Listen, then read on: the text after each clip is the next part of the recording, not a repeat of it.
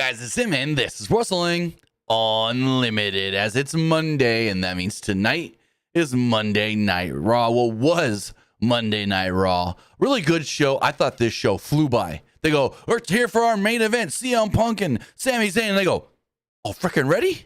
Oh, let's go.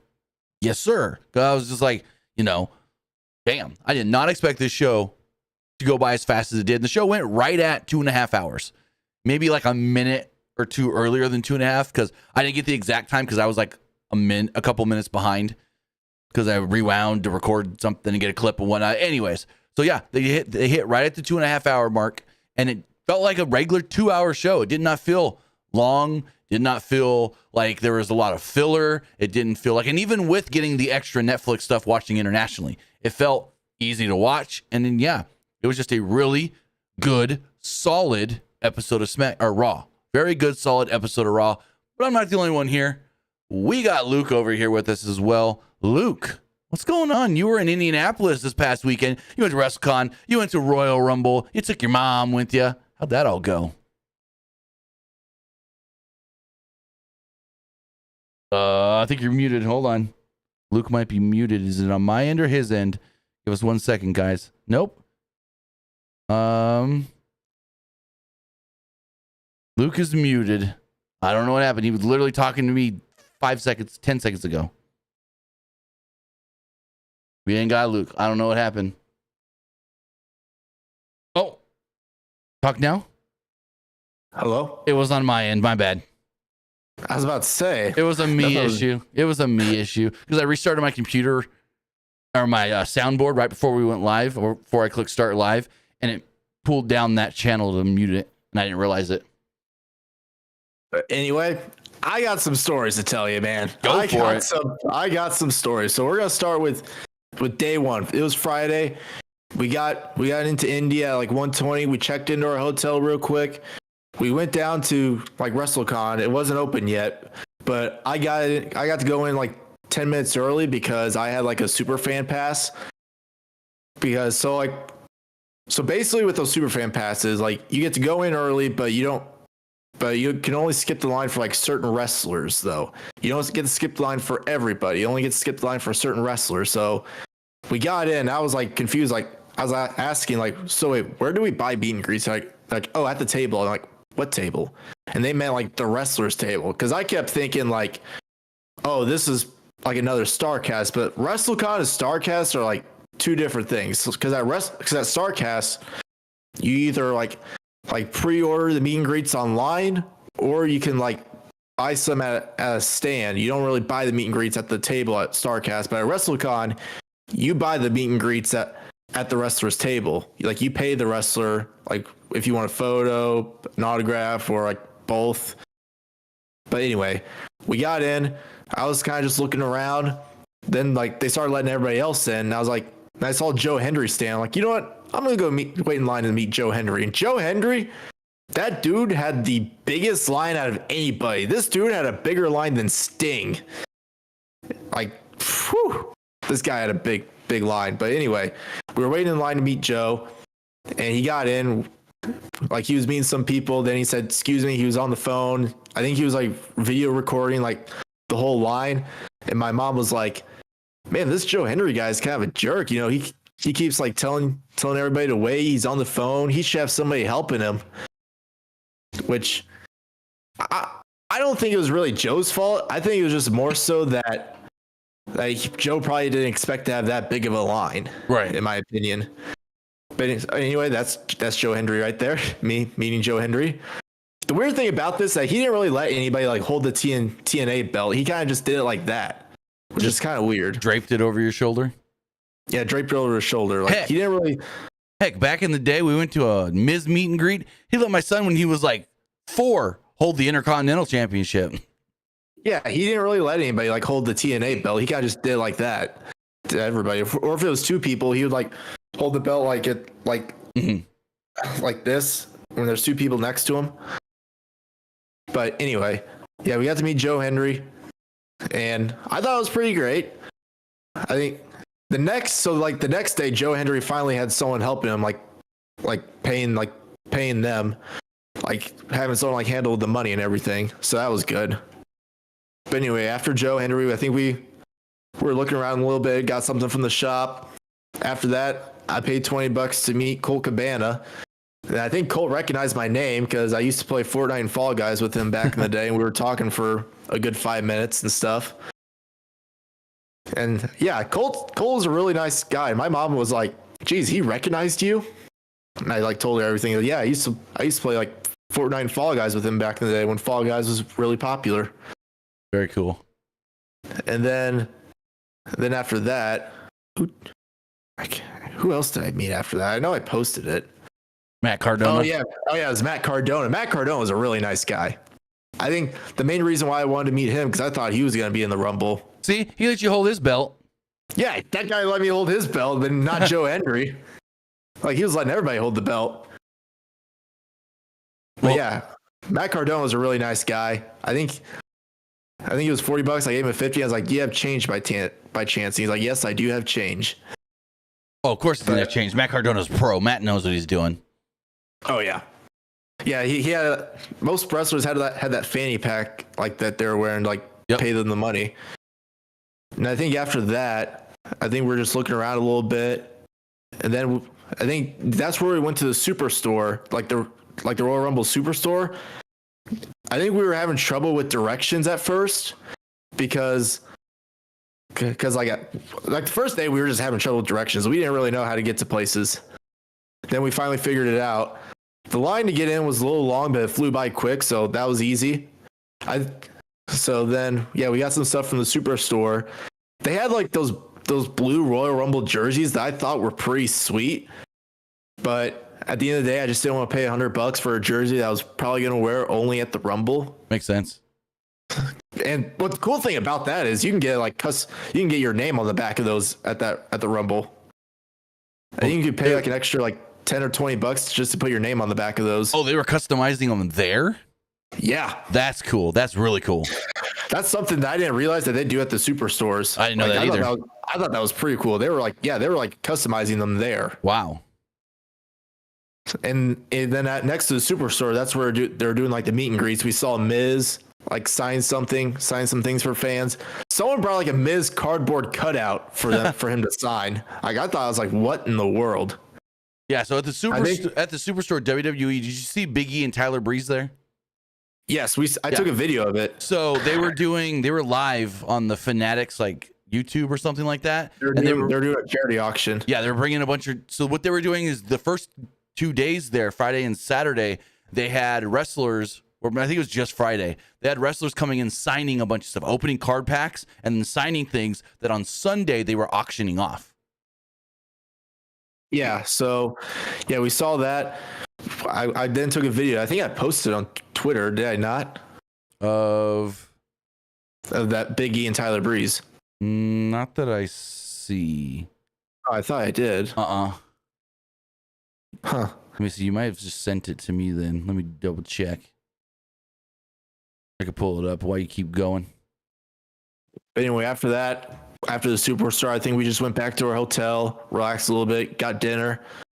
Then after dinner, we went back to the bar at the hotel to get some drinks. And then we were seeing some wrestlers walking by. We saw Matt Cardona. There was the people next to us going, "Yo, Matt, let me buy you a drink." And he's like, I don't know. I'll maybe later. Then Matt left. Then we saw Hacksaw Jim Duggan, Honky Tonk Man, and the Godfather just casually talking to each other next to the bar. And that's where I took that picture and sent it to you. Mm. And you thought the Godfather's wearing like Sonic the Hedgehog shoes. Oh, let me pull it up. Like you can pull it up real quick and see if they actually are. Yeah. Let me see. Open a new tab. I can zoom in on it. See, they look like Sonic the Hedgehog shoes. Cause look, watch. Sonic. Look at this. Those are Sonic shoes. Red with the white stripe. I mean, he doesn't have the gold clip, but then when you look at him, red with the big white stripe. He's wearing Sonic the Hedgehog shoes. Yeah, I can see it now. I thought you meant like just Sonic shoes with like Sonic's face on them. No. Like Sonic shoes. Oh, now I see it. I can definitely see it now. Then Yeah. after they were done talking, I think there was someone sitting at a table next to us. Like they started walking up to the Godfather, claiming that was his uncle. But I don't know. Anyway, I think once they left, the bartender was like, "Man, you need to be stronger, man. Have more confidence. Go up there and get a picture if you really want one." And I was like, "Yeah, but this is like their own time. So I like to respect their privacy." And she's like, "I respect you for that." And I think that was it for like that moment. Then after that, my mom was going up back to the hotel, getting ready for bed. And then after that, that's where I was going to the Matt Hardy podcast. So Matt Hardy had like a live podcast show that he was doing in front of fans. And before that podcast started, I think his co-host, I can't remember. I know you sent me his name. John Alba.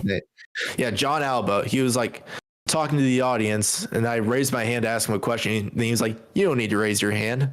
And I was like, "All right."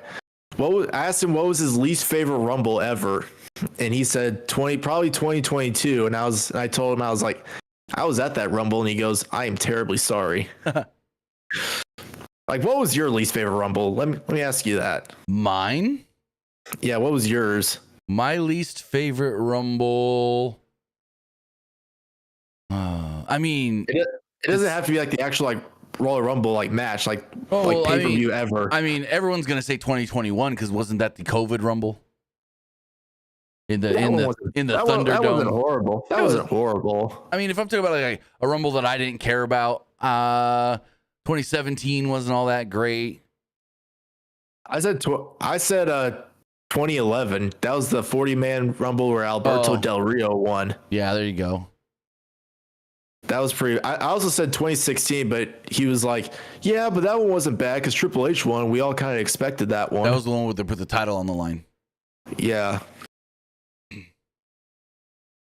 Some people were saying 1999 because that's where Vince won. I can see why people don't like it. I actually like that Rumble. That was the one where Vince won, but he was putting all those bounties against Steve Austin. Yeah, that one I actually liked, so I can't say I didn't like that one. But everyone kept saying 2022 because that was the one Brock won. 22. Oh yeah. Yeah, that one was pretty bad. But anyway, the live show was pretty fun. I enjoyed it. I did not stay for the Jeff Hardy live concert because Jeff Hardy was doing a live concert after that podcast show. I did not stay for that because it was already like 12:30 and I was ready for bed. So then day 2, that was Saturday. Saturday morning, there was a super fan breakfast where like you can like have breakfast with a bunch of like wrestlers. They'd have so how that worked was there was 2 rooms. I was in a room where. So each room, like you sat at a table and there was like one wrestler sitting at your table eating breakfast with you. It was like me, my mom, and 4 or 5 other people and one wrestler. So in the room, we had Honky Tonk Man, Ted DiBiase, the Godfather. His table was right next to us, and Honky Tonk Man was right next to us as well. As you can see, we got Victoria. Very cool. Which Victoria, God bless her, man. I got nothing but good things to say about her. She is a super nice human being. I think the way I want to describe it is like she's someone who's just trying to like make the best out of everything. Oh, that's how I want to describe it. I've heard she's like one of the nicest people you could meet. Just super genuine and just down to earth, cool, and no drama, no nothing. Then she was like telling us like, yeah, she's like, I'm from San Diego, but I don't live in the fancy areas. I live downtown. Then she's like, yeah, I'll occasionally see a bunch of homeless people walking by my apartment. Oh yeah, there's a lot in San Diego. Trust me. So then at the end of breakfast, like she was giving everybody like, here's like my booking information. I don't have an OnlyFans because I signed up for it, didn't know what I was getting into. Next thing you know, I get a fan messaging me for feet pics. Then my mom started dying of laughter. Then like, yeah, Victoria, super nice human being. I don't know her outside WWE name. I think it's like Lisa Marie Vaughn. Yeah, Lisa Marie Vaughn is her real name, and then in TNA she wrestled under the name, I want to say Tara. But if your mom wants more Victoria content, her, Mickey James, and SoCal Val got a podcast. Yeah. They got a woman. They talk about women's wrestling and all kinds of stuff. And yeah, really cool. Really good podcast. So then after breakfast, we were in line to meet John Moxley. I was the first person in line. We were supposed to meet him at 10 o'clock, but Moxley and Renee were like 20 minutes late. And the guy there, the guy there was getting all mad. That was the guy actually like running the whole like WrestleCon.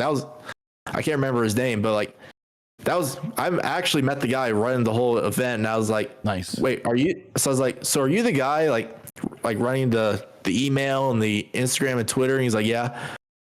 I was like, oh, I messaged you. Like, I think I emailed you like a few months ago asking about media passes.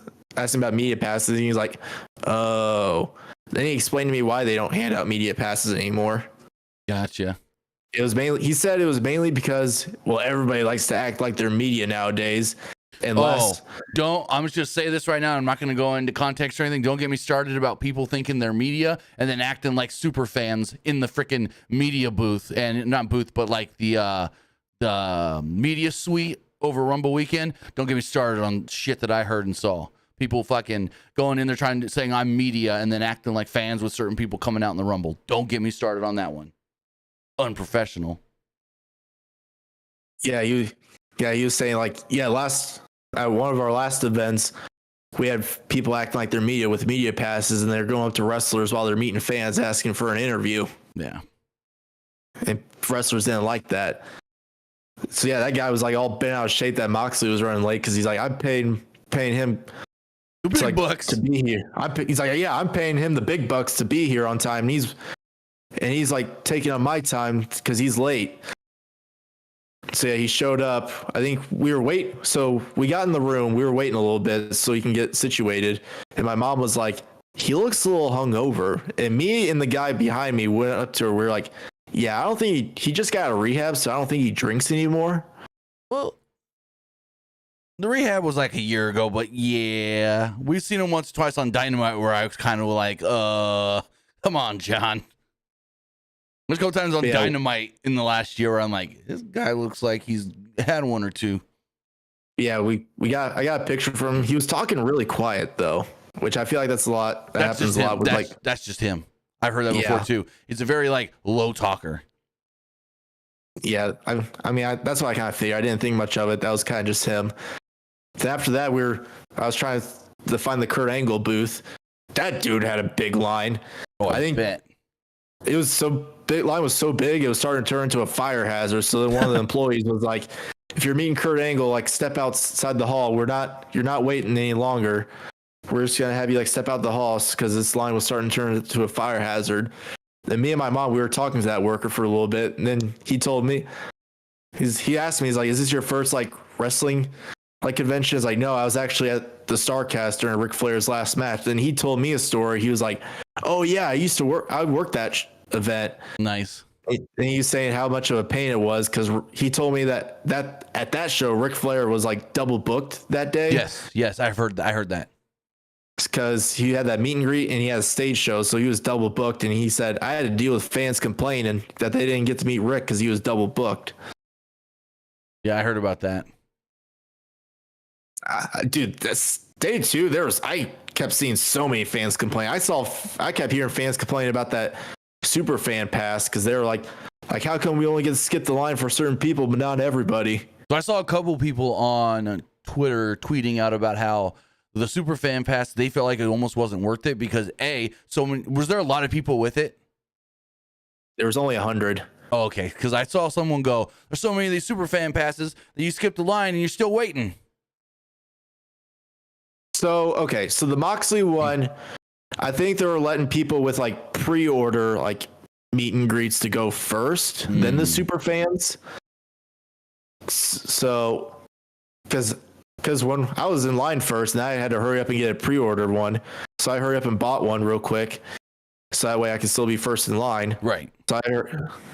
So yeah, I guess So for that Moxley one, because I think for Moxley, Sting, Flair, Dudley's, and Hardy's, those were the only ones where you can get a pre-order meet and greet. Everyone else you had to like pay at the actual table. Okay. So yeah. So I was in line to meet Kurt Angle. There was like someone in front of me who got a carton of milk signed by Kurt. Hell yeah. And I was like, what in the world? Milkomania. Milkomania. People get anything signed nowadays. Right? Kurt Angle in the milk truck. Yeah, and I got that figure signed by him, and he's dude. Kurt Angle was really nice. He was like, he was asking me where I'm from and everything. And he's like, do you want me to put your name on the figure? And I was like, sure. So he put Luke. Oh. It's true. It's damn true. Then put Kurt Angle, Hall of Fame 2017. Don't let Cardona see that one. That's a sin. You don't put your name on a figure with a signature, because then it devalues it. I don't care. I want to keep it. No, I get that. It was funny though, because so when they were doing the stuff with Tyler Breeze and Big E, and they were like, Chelsea, sign this figure of you, and she's like, okay, and they hand her a Sharpie. She goes, is that a Sharpie? And they're like, yeah, what? She goes, no, I can't do it. I can't. You don't sign a figure with a Sharpie. You have to use a paint pen. And so Cardona retweeted the video. He goes, I've never been more proud of my wife in this moment. Oh boy. But yeah, so we had the Kurt Angle one. Super nice guy. I think Teddy Long was next to him. I was gonna meet Teddy Long, but I was gonna see who else was there I could meet. That's where I decided to meet Billy Gunn. So I got a picture with him. I almost wanted to do the scissor with him, but my mom was taking the picture, so I was like, yeah, this probably not the best time. Plus, the Claim just did break up. Yeah. So I almost did the scissor, but my mom was there, and I was like, yeah, I don't want to like make her upset or anything. That makes sense. So then after that, like that whole day, I honestly just did not feel good, because I know during the breakfast, my mom was like, how come you didn't talk that much? Because I was like, I just didn't feel good. And anytime I had to talk, I had to clear my throat, and I didn't want to do that because I was sitting right next to Victoria. I get that. So I get that. I think that day I was kind of just running low on sleep because I was up late at that podcast. Mm-hmm. So after that, I took a 2-hour nap. So I was like, okay, I feel so much better. And after that, we went to the Rumble. We got in front of Lucas Oil at like 3:00, and that's what it looked like in front of the stadium at 3:00. Doors didn't open till like 3:30. Yeah, I want to say that's about right when they went live on Peacock and they were showing the crowd outside and stuff. And I was like, dang, a lot of people. 65,400 and something, I want to say, is what they announced. Yeah, my mom was like stunned. She's like, 60,000 people. I'm like, yeah, that was probably the most attendance at a pay-per-view that's not Mania. I believe so, yes. I know when I went to Mania 31, there was like 62,000. They said 70, but it was really like 62. Yeah, so like, yeah, we got to Lucas Oil. We got in our seats. I think we got some food first, and then this is normal at every like wrestling show, sporting event. This is normal. Anytime you buy like a bottle of water, they always take the cap off. So not every. It's different rules for different buildings. It's the building, because like I've been to some shows where they do that. But then, like, I've been to a hockey game here since we moved to the Tulsa area. They don't do it here. But yeah, like, they took the bottle cap off. My mom was kind of grossed out by that because she didn't want to, like, drink her water, set it down. There's, like, people all over. Now that I think about it, I've only ever had that happen at WWE shows. And it could be, and I've been told this before, because they don't want people throwing the caps. Yeah, that's how it is. Yeah. Fonzie, yeah, the real attendance was only like 65,000. They said 70 because wrestling likes to inflate the numbers, but it was paid through the turnstiles was 65 for something. Yeah. Anyway, Royal Rumble overall, very good show. Oh my God. Holy crap. Like my jaw dropped when Jey Uso won. Oh yeah. I mean, happy for him at the end of the show when everybody was leaving. Everybody kept going, yeet. It's like fans weren't too upset. I think more so fans were just shocked. Oh, 100% shocked. I mean, I didn't believe it when I saw it, but then I was like, you know what? This makes sense. It's the Daniel Bryan move. You weren't going to push the guy, but he got over so big. Roll with it. Exactly. Now here's the question. Does he main event night 1 or night 2? Night 1, because if it's Cody Cena, that's the night 2 main event. My heart says I want Cody versus Punk night 2. Cody versus Punk. That's an interesting one. But I think it's going to be Cena. And Cena wins number 17. And the last shot of WrestleMania 41 is John Cena at the top of the ramp, title on one shoulder, salute with the other hand. That's my prediction. Yeah, overall, Royal Rumble's pretty good. I think my mom is now a Jey Uso fan because at the end of the show, she kept doing the. Oh Lord! And then on the car ride back home, she's like, "So what was Jey Uso's theme song?" And I was like, "All right, let me play it real quick." So I was playing it. Then while it was going, she kept going like. And I was like, "I swear I gotta get you a Jey Uso T-shirt one of these days." Yeet. Yeah, she kept saying yeet. That's funny. Yeah, but yeah, like she was stunned. She was like, that many people, and people really get into it. That Friday, there was a fan at WrestleCon who wore like clown makeup, and he had a T-shirt that said, "I shaved my balls for this." Oh Lord! Like, I mean, And my mom, this thing, wrestling fans can get weird. it gets a little weird. Yeah, but yeah, overall, very good show. The Superstore was pretty cool. I thought that was like really cool. I was gonna try and get a meet and greet with Drew McIntyre, but that thing was sold out. Note to self: if you're gonna do one of those at like a big premium live event, you gotta pre-order those because those things sell out quick. Oh yeah, that's for yeah. sure. Overall, got some cool merch. Got the John Cena Farewell Indiana tour shirt. That big old horseshoe on it. Big old horseshoe. I got a Royal Rumble T-shirt and a jacket. That stuff's in the dryer right now, but overall, got some cool merch. Had a fun time. Probably the best WWE show I've ever been to. Heck yeah. Because I thought the experience was a lot more fun. Oh yeah. Because SummerSlam, when I went to SummerSlam, I don't think they had the superstores during that time. That was 2022. 2022 SummerSlam. I think they. Let me see. SummerSlam. I feel like the Superstore thing, I feel like that was all Triple H that started that. Let me see, because I'm pretty sure Nashville, right? Yeah, it was Nashville. Yeah, they had a Superstore. 2022. They had a Superstore. They did? Yeah, they had a Superstore. I'm seeing a bunch of vlogs from it. Oh, I wasn't there because I was too busy at StarCast that whole day. Yeah. Yeah, because at StarCast, I was doing the meet and greets and doing at that New Japan show. Mm-hmm. But yeah, the Moxley one, I was a little heartbroken that he didn't bring the title with him because I really wanted to hold that. Because well, that's the gimmick. If he was going to bring the title, you were only going to see the briefcase.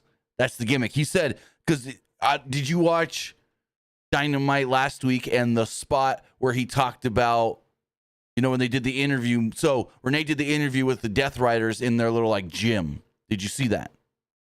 Yeah, I saw that. That's when he said, "This is not a petting zoo. You don't come and get to see this title whenever you want, like we're animals," or something like that. So that's why. It's part of the gimmick. It's part of the gimmick.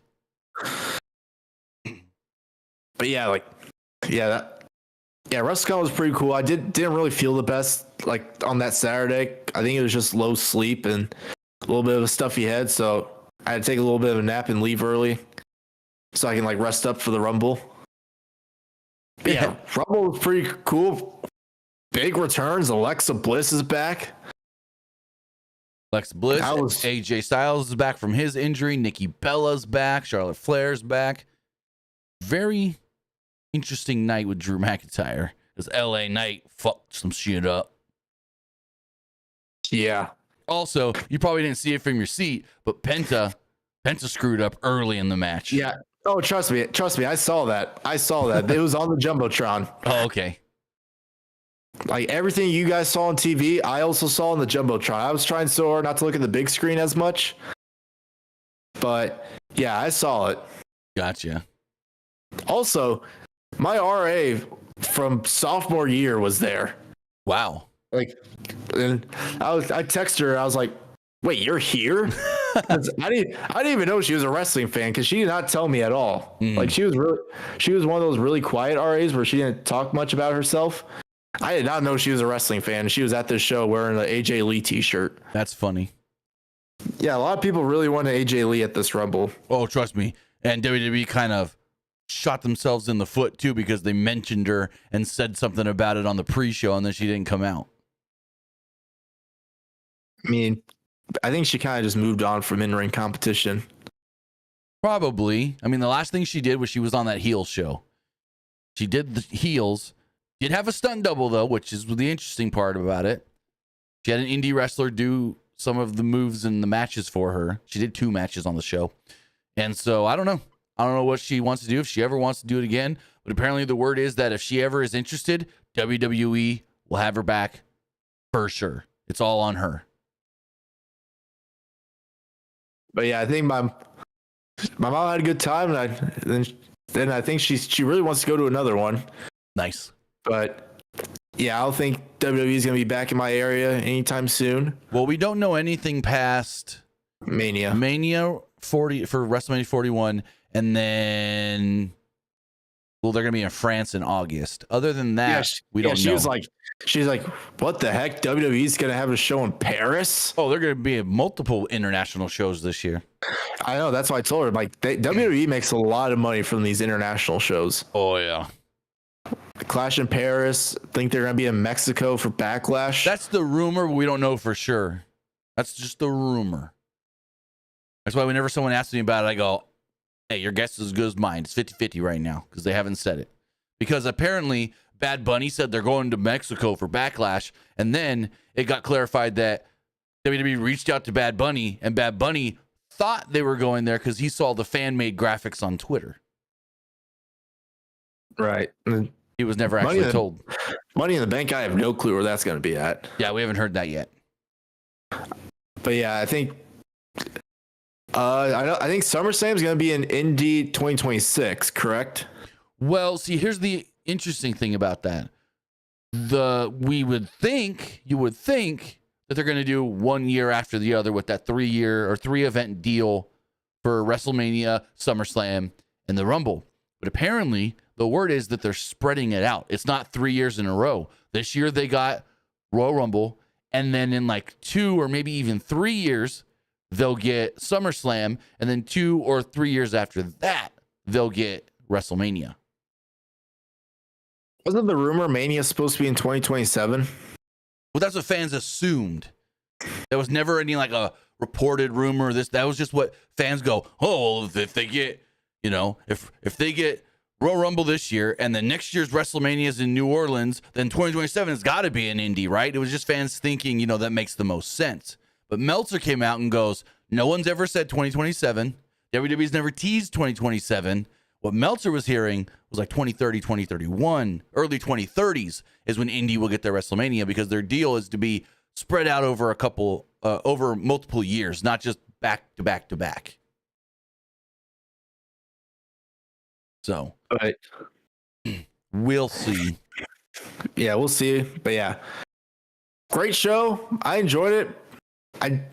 So I don't know if you saw my tweet, and I don't really watch much SmackDown these days, but what was the whole Street Profits thing? I don't know if you saw that tweet. Okay. I think you did. Easy sell right here. So, but what happened was Street Profits became #1 contenders for the tag team titles, and Motor City Machine Guns still had the belts. Then Street Profits get attacked backstage. Attacked to the point where they can't do the match. All of a sudden, boom, there's Johnny Gargano and goes, tag title match, you need components? We'll do it. Me and Ciampa, me and Tommaso. And so Nick Aldis goes, you know what? I promised a tag title match tonight. You got it. Motor City Machine Guns, you good with that? And they're like, yeah, sure, whatever. And then, that's when they did the heel turn for DIY. DIY beat Motor City Machine Guns to win the titles. And then they did the whole thing where they're like, hey, who attacked the Street Profits? And they go, oh, Nick Aldis goes, oh, I know who knows. I have 2 people that said they saw it all happen. And so Pretty Deadly was like, it was. And then they look at DIY, and DIY is like, don't say it's us. Don't say it's us. Like, oh, the Garzas did it. So then Street Profits got all pissed off at the Garzas, and then they had a match with the Garzas. And then Apollo Crews walks up and goes, you guys got played. It wasn't the Garzas. DIY attacked you. And so that was the whole thing. And then apparently Street Profits had to be out of action for a while because Angelo Dawkins tore his meniscus and had to have surgery, but he's already cleared back up from it. That's why he had the crutch, because he legit had to have meniscus surgery. And so basically the whole thing is DIY attacked them backstage. They had pretty deadly lie about it, and they stole their tag title shot and stole the tag titles, basically. So basically, like the Street Profits are like, if anyone's going to take the belts from DIY, it's us. Well, basically, yeah, kind of. But it's more of, hey, we earned a tag title shot and then didn't get it because those guys screwed us, so we should be next in line no matter who the champions are. I don't really get them screwing over Motor City Machine Guns, though. It was just, I don't know. It was just more of a, hey, we're pissed off and we're just going to screw this match over. It was like a overall broad thing. But that's the same thing. Yes, I get why they can be mad at Motor City Machine Guns, though. Because Motor City Machine Guns could have said, no, we'll wait for the Street Profits. Instead, they go, oh, we'll give DIY a tag title shot that they didn't earn. So that's why they can be mad at Motor City Machine Guns for agreeing to do the tag title match. I didn't realize DIY got new music, though, till yes, the Royal Rumble. Yeah, just recently. Sounds like Undisputed Era. You know, got new music that I didn't recognize was Finn Balor. What do you mean? Finn, like the new Judgment Day? Yeah, I hadn't heard that music before, and Finn comes out, and I'm like, who is this? And all I saw was like it sounded like a kind of like a hip hop kind of thing, and I saw like the Titantron video was black and white or like silver and white or whatever, and I'm like, Trick Williams, that's those Trick colors. That's kind of like Trick's entrance video, and then it was just Finn. Just think if Trick Williams came out and they did the whoop that trick in that building. Yeah, that's a Judgment Day's new theme. Gotcha. Yeah, I don't pay attention that often during entrances when I'm watching Raw and SmackDown, but other podcasts said the same thing, that it really sounded like a lot of people in that building did not know people's theme, especially on the women's side, and so that's why there was some of the like lackluster reactions.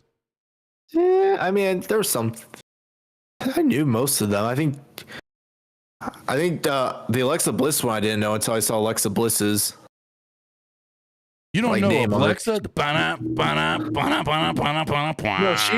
the one they played was the one where she was teaming with the Fiend. No, they played her regular theme.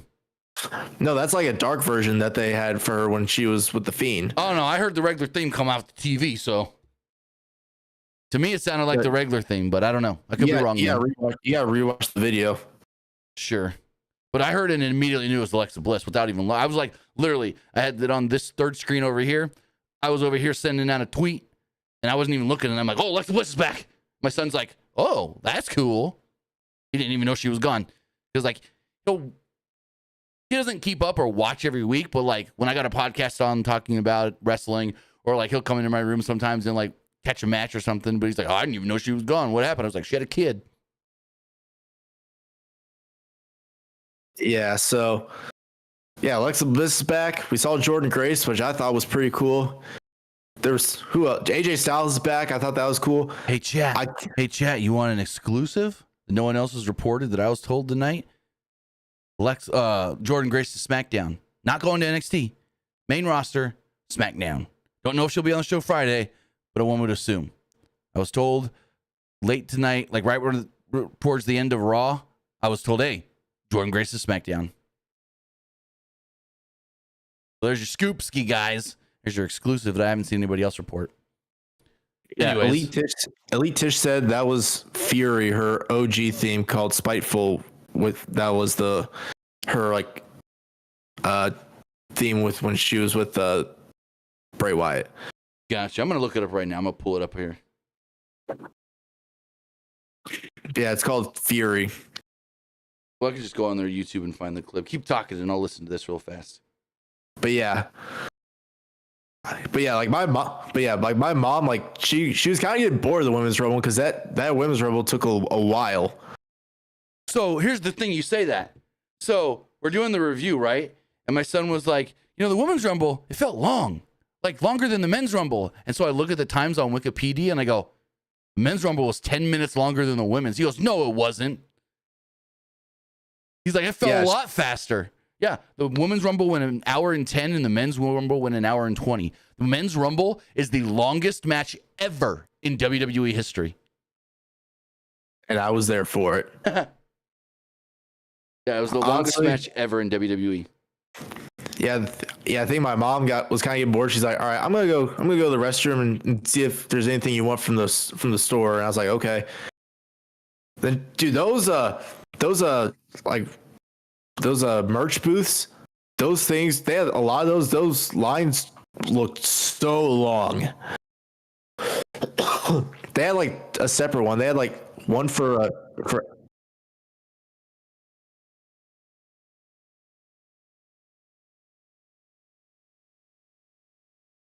yeah, see? It sounds exactly like the theme I thought it was. Starts the same. It's like it's more dark. It's dark though. Yeah, but it's got the same beat to it. The bana bana bana bana bana. It does, but that's what I was saying. Like a dark it was. version. Well, it's a dark. It's all the same to me. Whatever.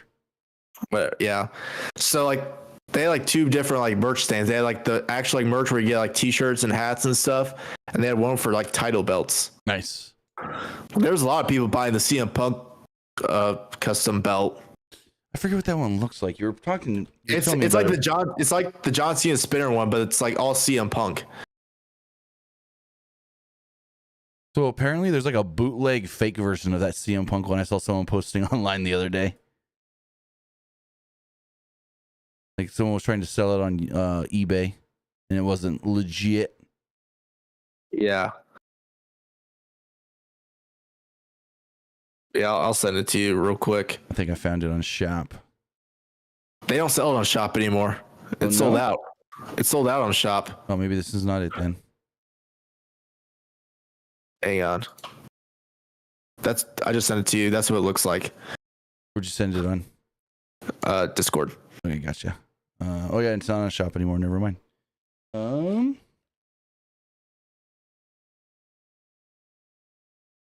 Why won't Discord show me the message? Yeah, that's the one I thought it was. Yeah, that's it. Yeah, that belt looks beautiful. Like, I don't care what anyone says that belt is a beauty. Yeah, it spins and everything. Right. Yeah, I'm gonna wrap this up real quick because we're like almost an hour of me talking about Royal Rumble. Hey, whatever works. But yeah, like overall, Rumble was pretty good. I enjoyed it. Did not expect Jey Uso to win. Was pretty pissed off that Logan Paul eliminated Punk because I really wanted Punk to win. What about Roman Reigns getting killed by Seth Rollins? Double foot stomp by accident. Or double curb stomp. And he flipped off Paul Heyman.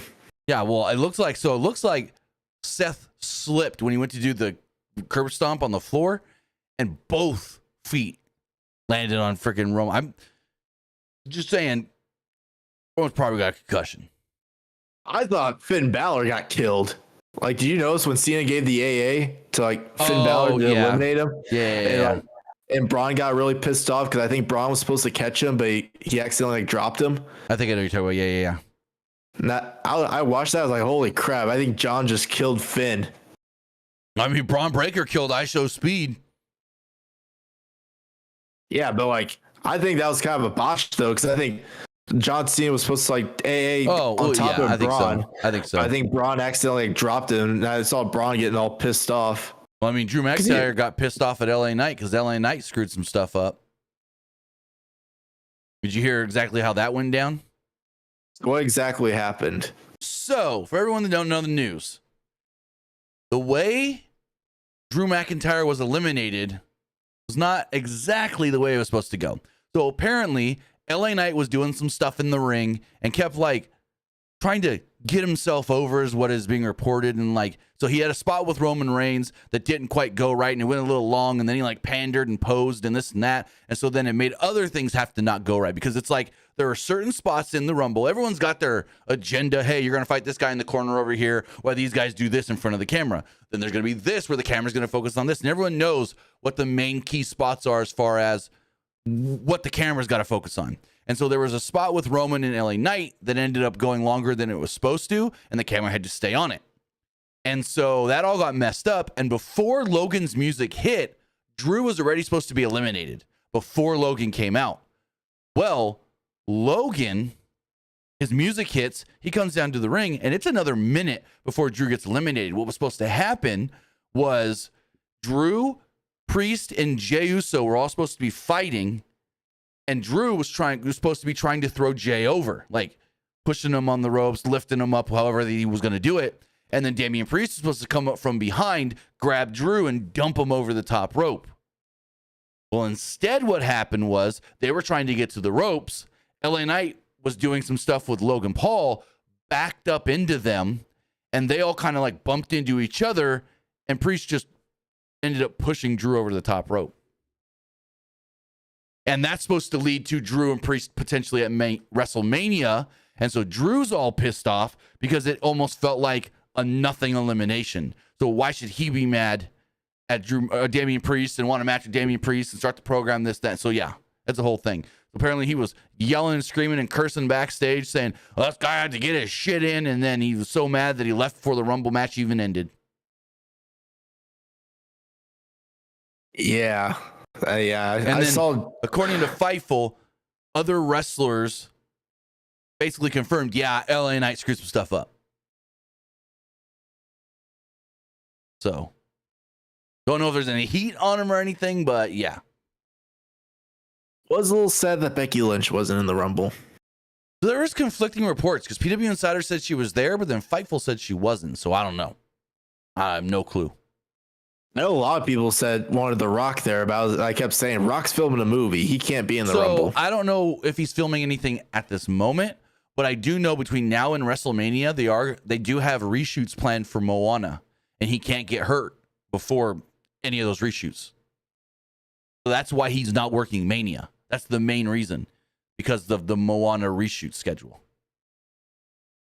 So there's that, and yeah, like he could have showed up and just been there, but why? If he's not going to wrestle or be in the Rumble, why? If he's not teasing a Mania match, why? That's my thing. Yeah. But yeah, with Joe Hendry being there, that kind of just made me meeting Joe Hendry at WrestleCon even more memorable. Right? That's like I told you earlier. My son's never seen a Joe Hendry match. Didn't even know, don't know Joe Hendry as far as like, oh, he's in TNA, this, that. Doesn't know what TNA is. But Joe Hendry comes out and he starts singing the song. Like, you know the song? He goes, oh, yeah, from TikTok and Instagram Reels. I mean, to be fair, I didn't really know what TNA. I didn't really understand what it was till like 8th grade, I would say. Granted, he basically just knows WWE, and then he knows that there is an AEW, and he knows that guys he's watching WWE wrestle in AEW. Because I'll be watching an AEW show and he goes, Dean Ambrose. He don't know him as John Moxley.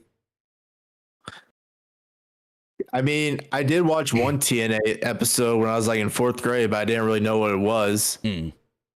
Because I do remember buying a pack of TNA cards, but I just remember I got some cards of Kurt Angle and Jeff Hardy. I was like, hey, I know these guys, but I don't know any of the other guys because I getting cards of Magnus, Nick who Aldis, someone else. I remember seeing Magnus on TV doing a segment with Bad Influence, Christopher Daniels and Frank Kazarian. But speaking of Joe Hendry, I'm pretty sure he's going to get the Jordan Grace, where as soon as his contract's up, boom, WWE's got him signed, ready and go. I can see it for sure. And I think his contract's up later this year. Yeah, I think so. So yeah, he's probably going to get the Jordan Grace. Oh, yeah. Jordan Grace, literally, her TNA deal expired, and that next day she had a WWE deal. That's basically how it goes. Alexa Bliss, everyone's all yelling at the dirt sheets and the reporters. Hey, you want to know the truth? Alexa didn't agree to come back till the morning of the Rumble. She wanted a new deal. WWE said no on the new deal. She then said, I want a bus. I don't know if she got the bus, but they came to terms on a new 5-year deal. They extended her deal for 5 more years. And that was literally signed and agreed upon Saturday morning. So there was going into the practice and the run-throughs on Thursday, Friday. Nobody knew she was going to be there because she wasn't planned to be there. Shotzi was supposed to be in her spot. Saturday morning, Shotzi still thought she was in the Rumble. Geez, that sucks for Shotzi, really. Right. And then I have people going, well, maybe they should have replaced her with somebody else. Shotzi should have been in the Rumble. And then I got one guy going, why couldn't they have put Alexa in there instead of Charlotte Flair? And I go, Dude, did you not watch the match? You're gonna take out the winner, the person you have planned to win for Shotzi? Yeah, no.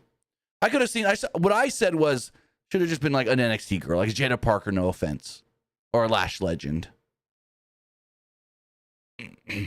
So yeah. I did not expect Roxanne Perez to make Final 2 though. Longest person to ever be in a women's Royal Rumble match. That's where you know that they got something big planned for her. Oh, she'll be on the main roster very soon. Like the word is probably either After Mania. right after Mania or even before. She's got that title match at Vengeance Day, and then I think that's it for her in NXT. So we'll see. I think there's a good chance she might go to Raw. Maybe. I don't know. We'll have to wait and see. 'Cause the other thing you got to think about is when are they doing the draft? They could just wait and call her up in the draft. Maybe. I don't know. Her with that Intercontinental Championship would look. That Intercontinental Championship will look great on her though. Well, I say screw that and push her all the way to the big belt. Her and Tiffy fighting for the WWE Women's Championship. I mean, they already got the backstory of them in NXT. Yeah, but I don't know. I think Charlotte's probably gonna beat Tiffy at Mania. Well, then here's the other thing. Charlotte beats her at Mania, but then Roxanne comes up and goes, "Hey, I almost beat you in the Rumble. Let's go. I was in the Rumble longer than you did. There's ways to do it, but I think Roxanne Perez is gonna mega star. She's gonna be champion and defending titles at WrestleMania for years to come. Girl's only 21, 22 years old. Maybe no, 23. She's got at least 15 more years she can go. Because now these women are not retiring at 30 or in their early 30s. They're going till their late 30s, early 40s now. Because when Trish and Lita and all them, they were in how old was Trish when she retired? Trish was back in the 90s and early 2000s. These women were retiring early. But when Trish did her first retirement in 2006, she would have been... Trish is only 49. Yeah. When Trish retired in 2006, she was 31. That's so young. And Lita, how old was she? You gotta be right around the same age. Lita in 2000, was it 7? A year later? They're the same age. So yeah, she was 31, 32 when she retired. So it's if Roxanne just wants to go, she'd go for a long time. Charlotte's in her mid to late 30s. Nia's in her mid to late 30s. So Natty's 40 something?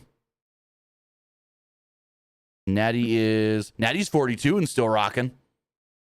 So Roxanne got a long time ahead of her. And if she plays the cards right, she's going to be a major star for WWE for probably 2 decades. Yeah. But anyway, I better stop talking about the Rumble. We got to get to this Raw review. We're already an hour in. With that, guys, I want to say thank you for joining us here. Twitch.tv/PW Unlimited, YouTube.com/Pro Wrestling Unlimited, and podcast services all around the globe like Stitcher, Spotify, Google Pod, Apple Pod, Anchor, iHeartRadio, and so much more. Remember, if you are watching live on Twitch, you can help us out a couple of different ways. You can either help us out by hitting that donate button down below or by donating Twitch bits in the live chat. Also, remember, you can help us out by subscribing to the channel one of 2 different ways. You can either subscribe with a tiered subscription, or you can subscribe with Amazon Prime. Because remember, if you have Amazon Prime, then you have Prime Gaming. Prime Gaming gives you a lot of cool things like free games, free stuff for games, and you always get 1 free subscription to any Twitch channel you want to subscribe to throughout the month. And I'd greatly appreciate it if you did right here, Pro Wrestling Unlimited. Also, remember, you can help us out over on YouTube. You can help us out over there by hitting that subscribe button. That way you know we post new videos. That way you know we go live. And that way you know we post to the community tab. Also, remember, if you hit the join button, you get some perks there too. At the $1 tier, you get emotes and emojis that you can use in the live chat. Plus, when we have our custom graphics for pay-per-views, whether that's WWE pay-per-views, AEW pay-per-views, or so forth, you will get the tutorials on how to create those at the $1 tier. At the $5 tier and higher, you will get all of the files. You get the Photoshop files, you'll get the After Effects files, and all the assets to go with it as well if you are subscribed to the $5 tier or higher. Then also, if you ever have any questions on the graphics or need help with any of those when you're trying to do stuff with them, our line's always open there for subscribers on YouTube and Patreon. for me to help you guys with that. And then we're also going to be doing monthly Q&As and monthly pay-per-view, old pay-per-view watch-alongs that coincide with the upcoming WWE pay-per-views as well. So that should be really fun to do those with you guys, live watch-alongs of old retro shows. Maybe not quite retro for some of them, just all depends. But we're giving you guys some stuff that you guys can get. We're actually making it worth it for you to support us in other ways and help us out, whether that is on YouTube as a channel member or patreon.com/PW Unlimited. I'm going to say right now, what other pro wrestling creator is giving you graphics, teaching you how to use Photoshop and After Effects, and then giving you all their files? None of them. So that's something that we can say that we provide that nobody else does, teaching you guys how to make cool shit. Also, remember, if you want to get your comment, question, or concern read live on the air, you can do so by donating a super chat in the live chat. And finally, head over to the Epic Game Store. Head over to the Epic Game Store and buy something. Whether you're buying a new game, whether you're buying an old game, whether you're claiming a free game or getting bucks for Rocket League, Fortnite, or Fall Guys, use this code right here, PW Unlimited, at checkout, and you will be supporting us at no extra cost. Maybe you're getting Marvel Spider-Man 2 on the PC through Epic Game Store. Use the code PWU NLIMITED. But with that, boom and boom, we do have a couple bit donations here from Esports Gaming Rules. He says, I enjoy the show, but there were some glitches. Must it been that the quote big stars are back and not The Rock for the road to WrestleMania 41? Io Sky wants the WrestleMania spot and KO has snapped. And I also was not surprised with the Duke Hudson release now that Chase U has been disbanded in NXT. So we're going to talk a couple things here. Io ain't getting a WrestleMania title shot because, well, she didn't make it into the Rumble because, well, Rhea screwed up. As far as Duke Hudson, to say I wasn't surprised because Chase U broke up, yeah, that's kind of a shitty thing to say. No. So what are you trying to say? Thea Hale's next? Riley Osborne's next? Because they broke up Chase U? No, not a thing. I don't know why they released Duke Hudson. No one knows yet why they released Duke Hudson as far as out in the news. But we'll see how that goes. And as far as Rock does go, we already talked about that earlier. Rock ain't working right now as far as physicality because he's got to go film a movie. He's got to do reshoots for Moana. Disney's paying him that big bucks. He ain't going to screw that over, especially with how much the Moana movie means to him and him playing Maui. Because think about it. That is a very, very special character to him because the Maui character, as far as the look, is based off of his grandfather. Hi, Chief. Peter Maivia. Also, he says, Alexa Bliss going to be far apart from the Wyatt 6 for now. Yeah, I was surprised we didn't get Alexa on Raw tonight because the word is she's going to be on the Raw brand while the Wyatts have been moved to SmackDown. So I was shocked that no Alexa. And I think there was only like one mention of her name on the entire show. So maybe plans changed and she is going to SmackDown. And that's why we didn't hear anything about it. Because I was really shocked when they barely, if at all, mentioned her. You know what would be kind of cool? What's up? I know the rumor is Rhea versus Bianca at Mania. What about Rhea versus Alexa? That'd be cool. I mean, it's just a rumor, Rhea Bianca. How do you get there? Bianca winning the chamber? I would assume. I kind of want Bianca versus Jade. It's going to be Naomi and Jade because Naomi's the attacker. That's what it's going to be. That's what I think. Think about it. Naomi is jealous. They did all this stuff as the three of them. But then Bianca picked Jade. Bianca went and won tag titles with Jade. Bianca's all friends with Jade. And then all of a sudden, Naomi, we need a third again. Come help us. Naomi's the third wheel with Jade and Bianca. And she got jealous. And that's why she took out Jade. I'm calling it now. Honestly, if they do Naomi versus Jade Cargill, that would be the first ever one-on-one women's singles match at Mania that's not for a title. Ever. Would it? I think it would. I don't think we've ever seen that. Like, first singles women's match at Mania that's not for a championship. How would I Google that? Women's match. We've seen women's tag matches at Mania. We've seen women's singles matches for a title. This would be the first one that's not for a title. Let me see. At Mania.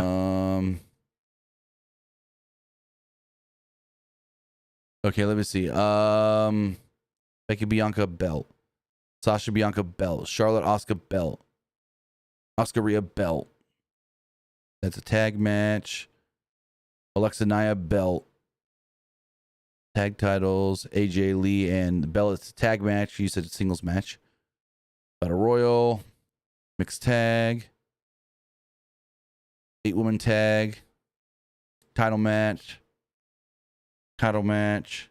Title match. I think you're right. I never thought of that. Tag match.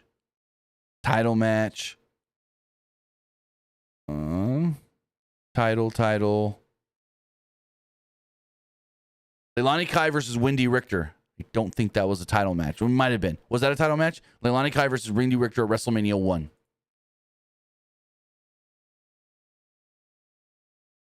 Let's see. WrestleMania 1. Was that a title match? Leilani Kai versus Wendy Richter. Oh, it was a title match. Never mind. This list I'm looking at didn't have a list as a title match. I thought it was, but I wasn't sure. Tag match, battle royal, title match. Got it. Tori Wilson versus Candice LeRae in the Playboy pillow fight. Not a title match. Not a title match. Not a title match. And it's singles 101. Singles 101.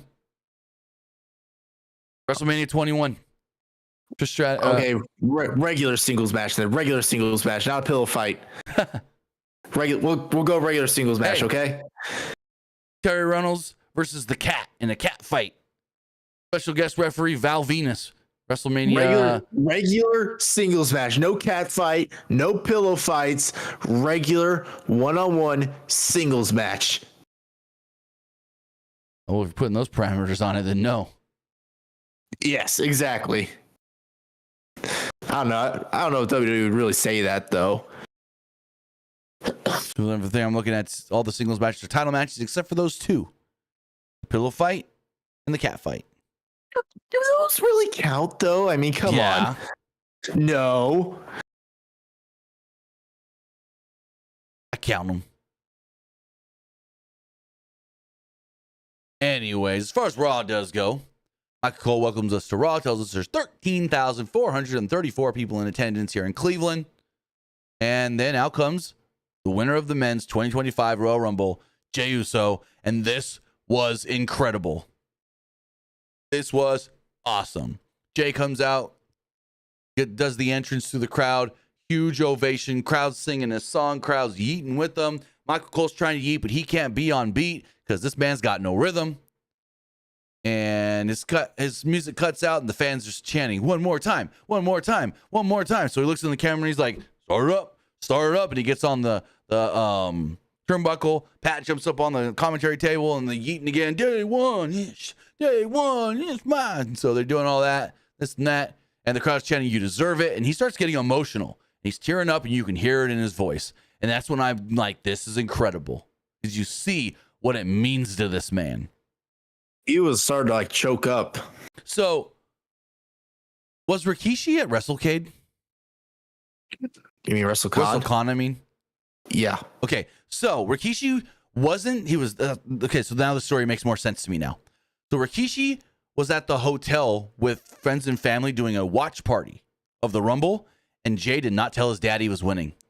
Yeah. And so Michael Cole apparently was outside the hotel either that night or the next morning. And he said, Rikishi just came up to me and gave me the biggest hug. It was just because they were on McAfee all today. And he's like, your dad gave me like the biggest hug. And he told me how proud he was. And he's like, your dad's been your biggest champion, your biggest supporter. We all know it. And he's like, yeah. He's like, yeah, I didn't tell my dad. My dad don't need to know everything. He already knows everything. Oh, yeah. I forgot to mention this during when I was talking about WrestleCon. When Hacksaw Jim Duggan was there, he was signing like 2x4s for fans. I can see it.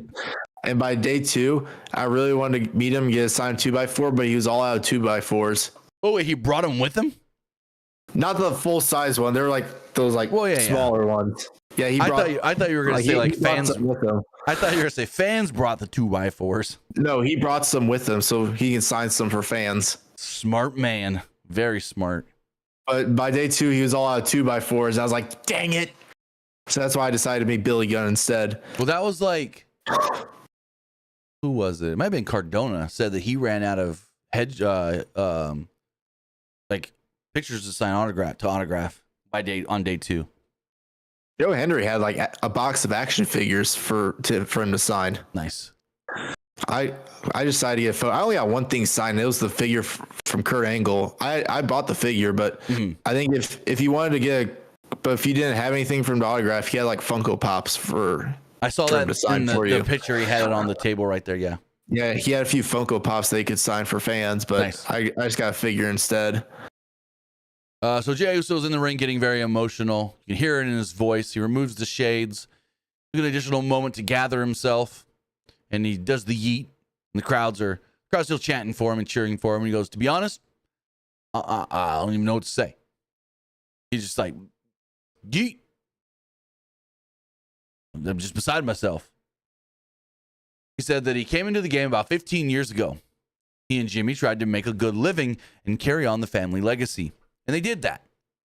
He said, we went through the pandemic era and the bloodline and all that, and things were cool. And that was a cool chapter in our careers. But after that, I wanted to do this singles run thing. But I was scared. I didn't have the full confidence to be out here on my own. But after coming out here tonight, I've realized, quote, I get it now. Jey said, I worked really hard to get to this spot, man.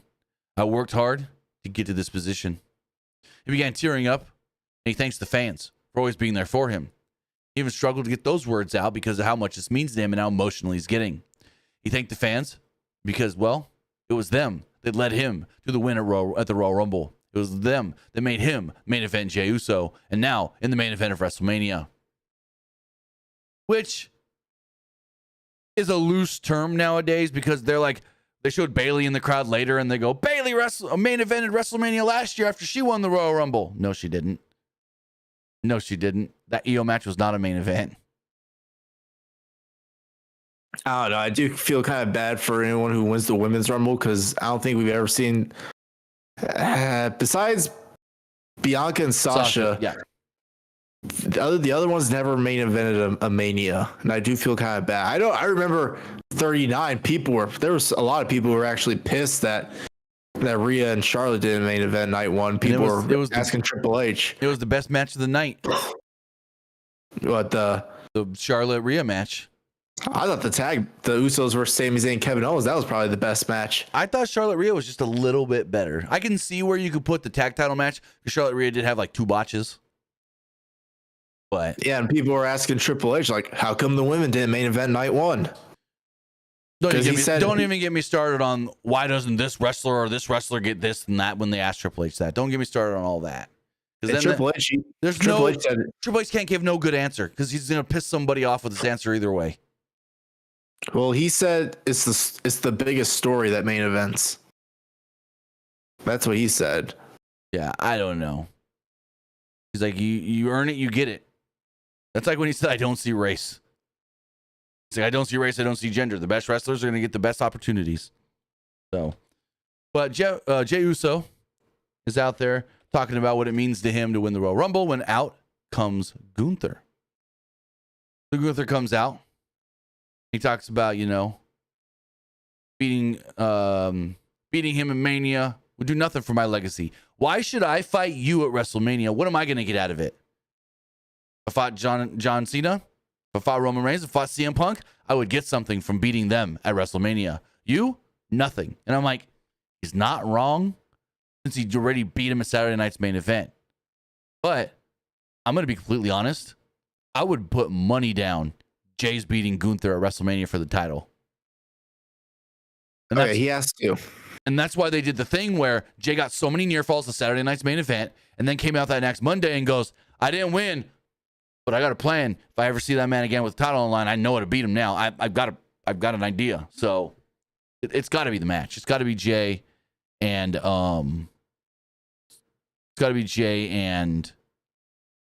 Gunther. But Gunther's out there talking about how fighting Jey at WrestleMania will do nothing to advance his career because he's not a big star that he can beat to put himself on another level. He said Jey had everything to gain when he's got nothing to lose. Or he's got everything to lose. Quote, if you choose me, Jey, every week is going to be hell, with WrestleMania being the most horrible display of violence this business has ever seen. I'm going to hurt you, Jey. I'm going to put you down like the diseased dog. And I'm like, oh, Gunther's so good in promos. And, also got to remember, This ain't his first language. Just like Kevin Owens, not his first language, English. You would never know. I mean, with Gunther a little bit, you would know because the accent and this and that. But anyways, Gunther said that Jay's got options, and he'd be wise to consider the other. Gunther was leaving. Jay goes, Gunther, you tired? Because I know I'm tired. I'm very tired. Tired of everyone telling me what I can and can't do, what I can and can't be. Jay said, I'm going to go to SmackDown. I'm going to holler at Cody, and then I'm going to make my decision. But no matter who I choose, I'm going to go to WrestleMania in the main event. When we main event, Jey Uso in the main event of WrestleMania, I'm going to go in there as the winner of the Royal Rumble, and I'm leaving as the champion. And this was all just so great, perfect, fantastic. Jay had the emotion and all the stuff, and yeah. So, are you frozen, Luke? I think Luke froze. Did we lose Luke? Give me 1 second, guys. We might have lost Luke.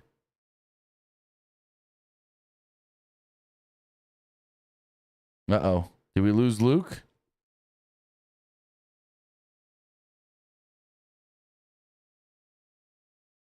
Oh, he's restarting his Discord.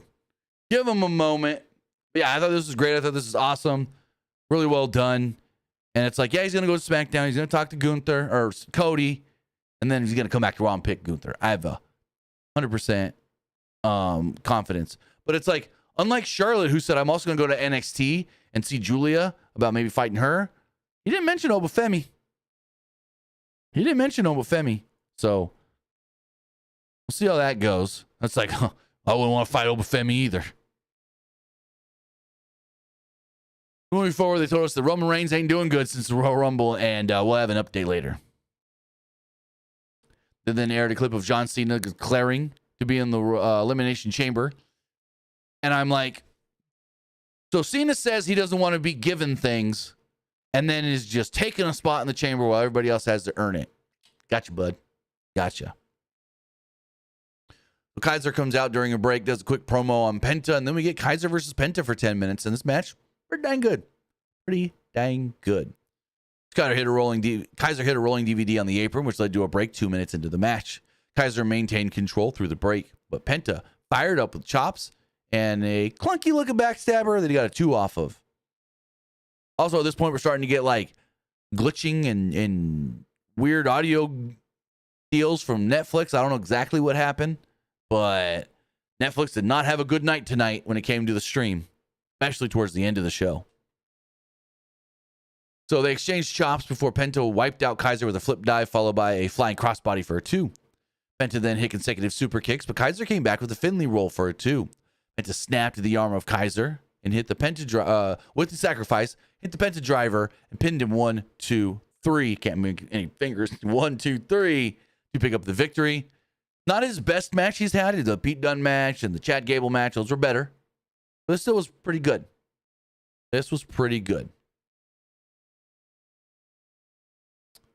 Jackie Redmond then interviewed Penta in the ring, but he was quickly interrupted by Pete Dunne. Kaiser then attacks him from behind. They laid him out, and then Dunne looked surprised, but not upset. And I'm like, oh. Usually you go, babyface ain't got no friends, and no one gonna come out here and help the babyface. But you got to think about it. Penta's new. Who does he know other than Ray? And Ray's got to be getting ready for his match against the New Day. So it's like, okay. I see why nobody came out and helped Penta. Because he's got no help yet. He hasn't made those close connections yet with people in the back to come help him when he needs it the most. So Penta got beat down, and I'm like, okay, tag match with him and somebody versus Kaiser and Dunne or what? But I don't know with who. I don't know who can be that partner and friend to help Penta unless it's like Sheamus because he doesn't like Ludwig or Dunne. Actually, that would make a lot of sense. Penta and Sheamus versus Ludwig Kaiser and Pete Dunne. What do you think? I'm back. Gotcha. Wait, did you like see me like all frustrated and stuff? No, you were literally like this. It froze when you were just looking down like this. No, like I was all frustrated. I was like, nope. You gotta be kidding me. Nope. We just saw you. We saw you frozen just looking down. Because like, so do you have an Ethernet cable for like your PC? Yeah, my internet's connected straight into the modem box. I don't have that. I'm basically relying on Wi-Fi. Yeah. Well, I made sure when we set the internet up in the house, it was set up right where my computer is. So A, I get the best connection, and B, my computer doesn't have a wireless card in it. So because like the Wi-Fi I use is the Wi-Fi that my apartment provides. Yeah. Which is probably not the best route. But anyway, so basically the Penta match, is that what we're talking about? Yeah, Penta match and then the beatdown afterwards. I thought the match was pretty good. I was a little disappointed when I was at the Superstore. They were not selling Penta masks. Interesting, because they had that big like graphic that had Penta on it. Do they have the shirts?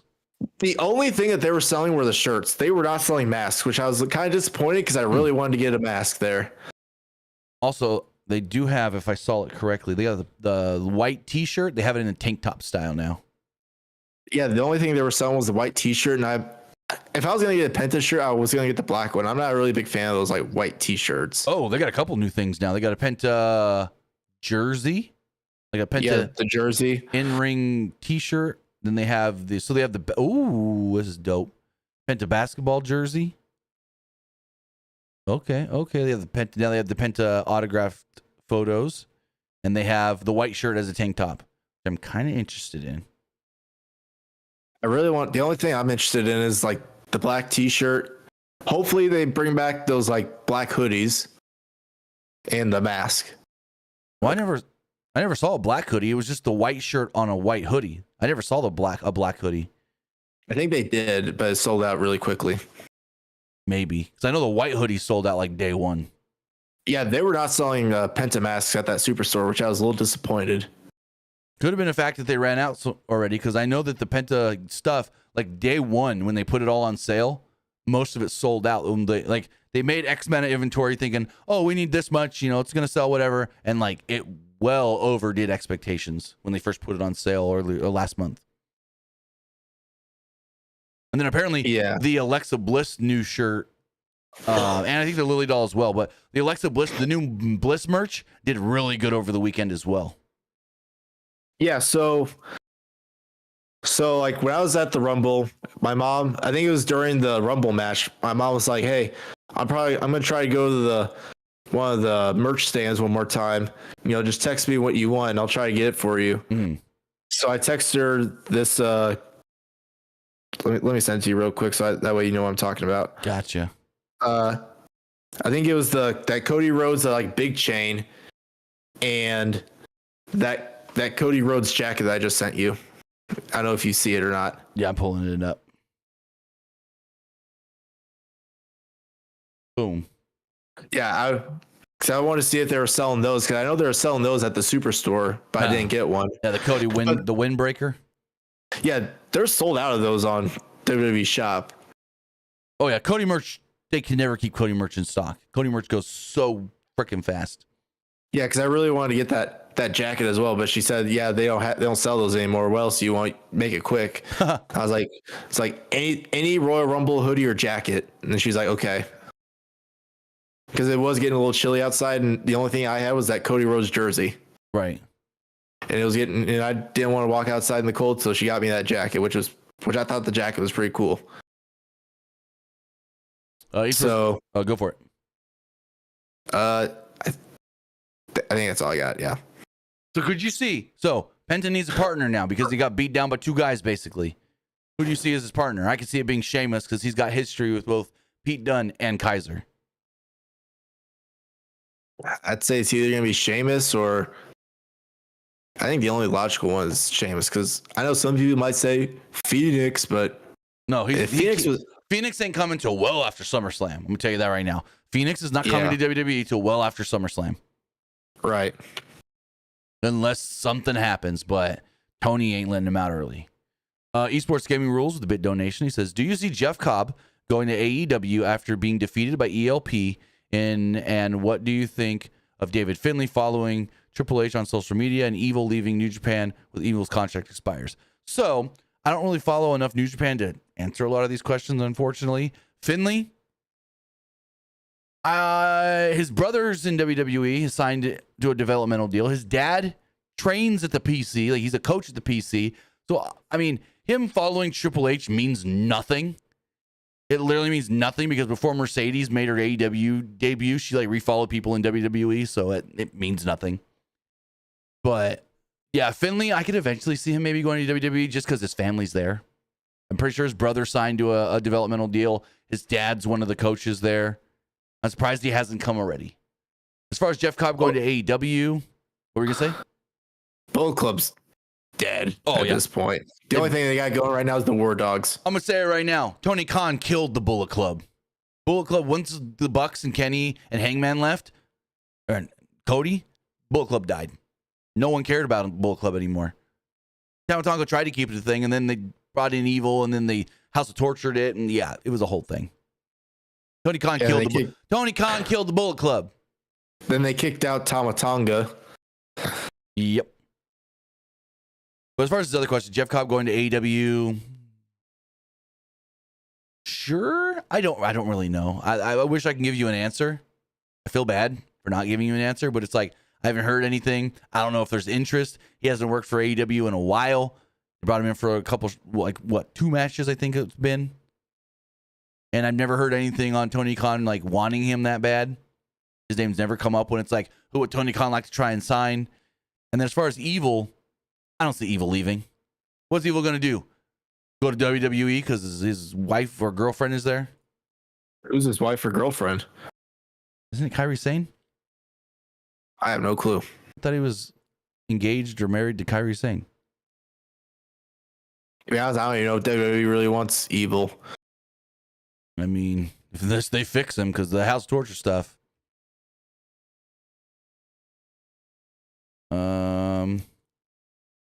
I thought he was either dating or married to. Let me see. Yeah. Oh, EO. He's engaged to EO. That's who it is. My bad. Evil's engaged to EO.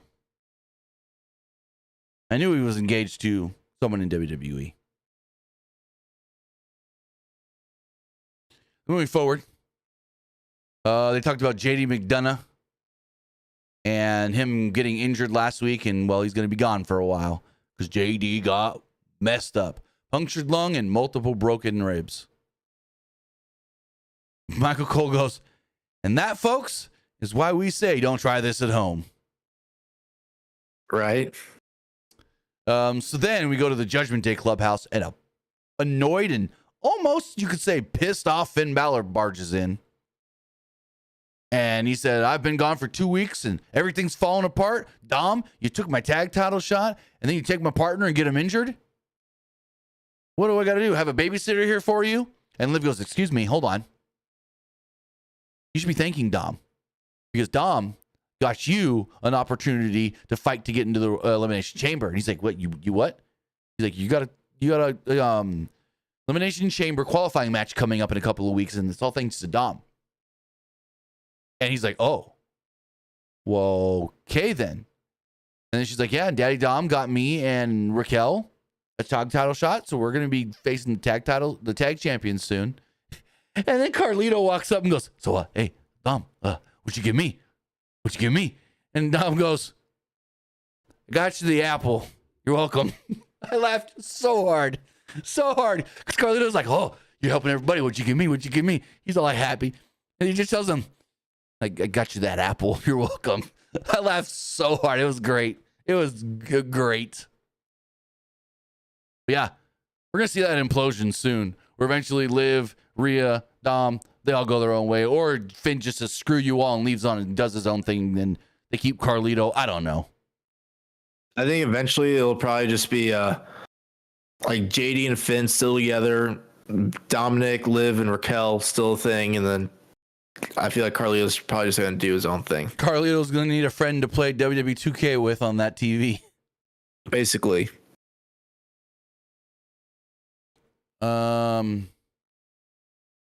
Moving forward, Charlotte Flair came down to the ring. Very mixed reaction from the crowd. She tried to cut a babyface promo, and they weren't having it because eventually, once she started talking, everybody was booing. Like, she got a little bit of a pop when she came out. There was a lot of boos, a little bit of a pop. But when she started talking and trying to cut a babyface promo, it did not work at all. And so she said that booing doesn't bother me. I've been gone for a year, and it's just great to get any kind of reaction because I've missed all of this. I've missed you guys. I've been gone for over a year, and at one point I thought I was never coming back. She said the last year honestly sucked. She thought that she was unbreakable, but the last year broke her mentally and physically. People kept on booing. There was a point where she didn't think that the knee would ever get better. People kept on booing. She said that she would embrace the booing because she just loves the fans and she loves getting a reaction no matter what. And the reaction didn't change. They kept on booing. She said last year was not good, but I fought to get back in this ring with all the passion that I have. This was the thing that I wanted more than anything. Now I'm going back to WrestleMania. As a single woman, you hear she divorced Andrade? Yep. Apparently she filed for divorce last June and the judge signed off on it in October. So she's a single lady. Rhea Ripley then comes out and interrupts. And I'm like, 2020 all over again. Because remember when Charlotte won the 2020 Rumble, Rhea showed up on Raw with the NXT Women's title going, hey, it's never been done before, but why don't you challenge me, the NXT champion? And that led to the NXT title match at that WrestleMania 36. The crowd's chanting for mommy. Ripley said that this was her show. And they had the opportunity to go to war once again. She says that I respect you and hope that you pick me. Because the last time we fought at Mania, quote, I beat you. Charlotte reminded Ripley that she won the first time, though. So it's like they're teasing they need the rubber match at a WrestleMania. We need the third one at a WrestleMania, but when? I don't know. I kind of want Charlotte versus Tiffany, though. I feel like so do I.